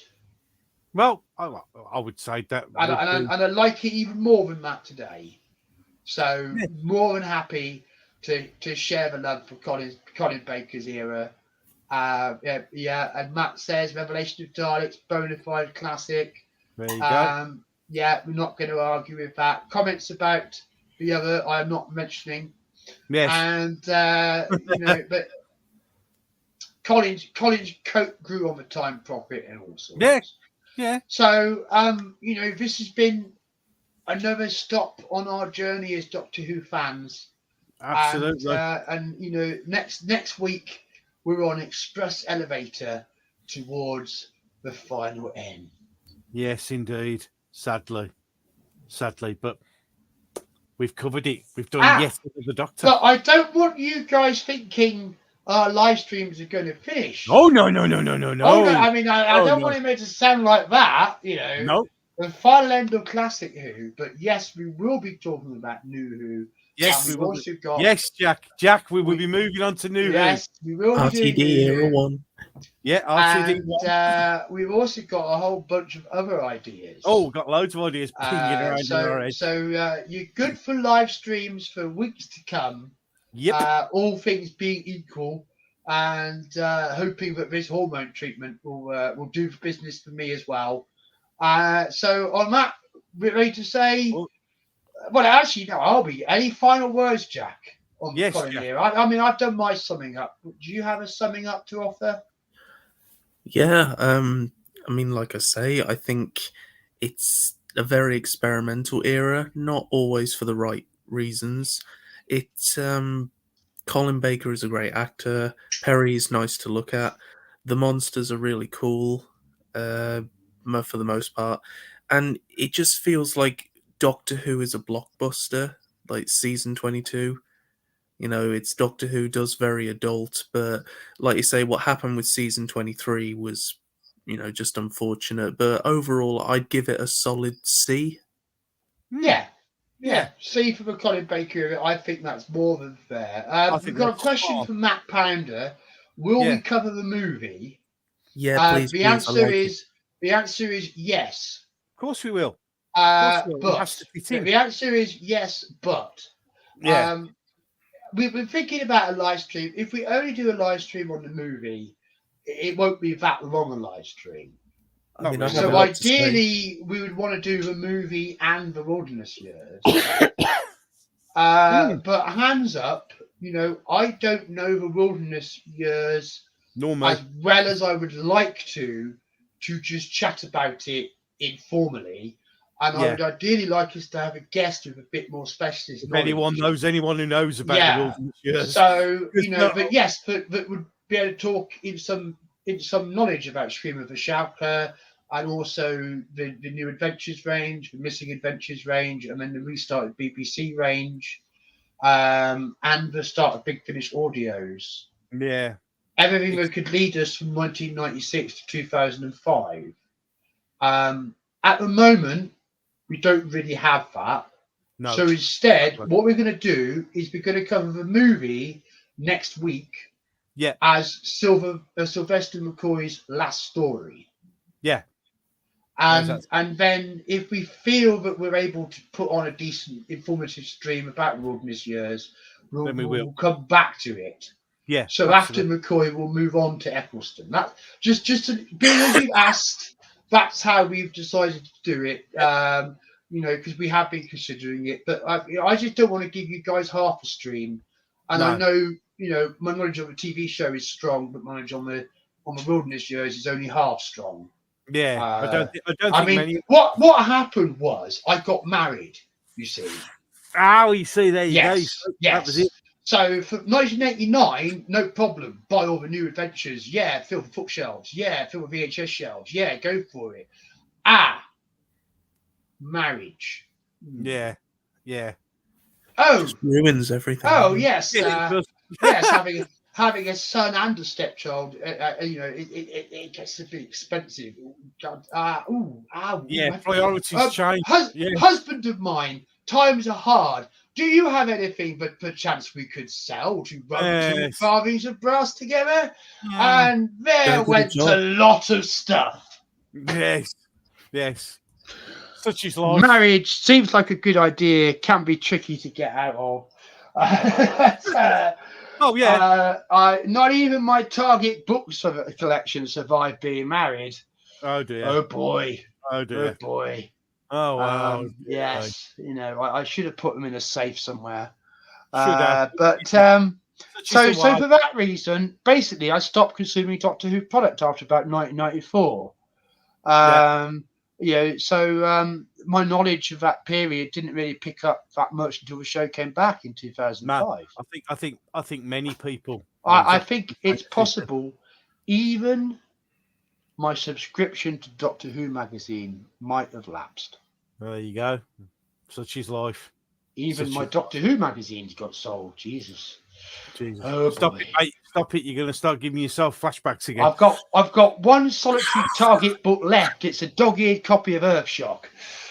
That'll have to do you, mate. That'll have to do you. Yeah, and here's NMF with his lovely hardbacks of everything. Yes, I know. Oh, that's what he gets for the focus and for not selling any of his stuff ever. So fair play to the man. Absolutely. That blessed arrangement, that dream within a dream. Right.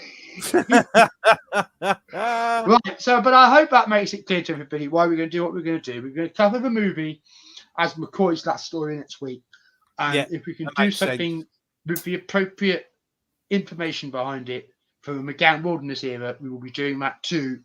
But right now, we'll move into New Who. Yeah. After Sylvester McCoy next week. Absolutely. Right. Anything else to add, Gobby? I think we're good at my end. It's another successful week. Yep. We've now passed 14 hours in total of Why We Love Doctor Who. We're not even, I don't think we're even halfway.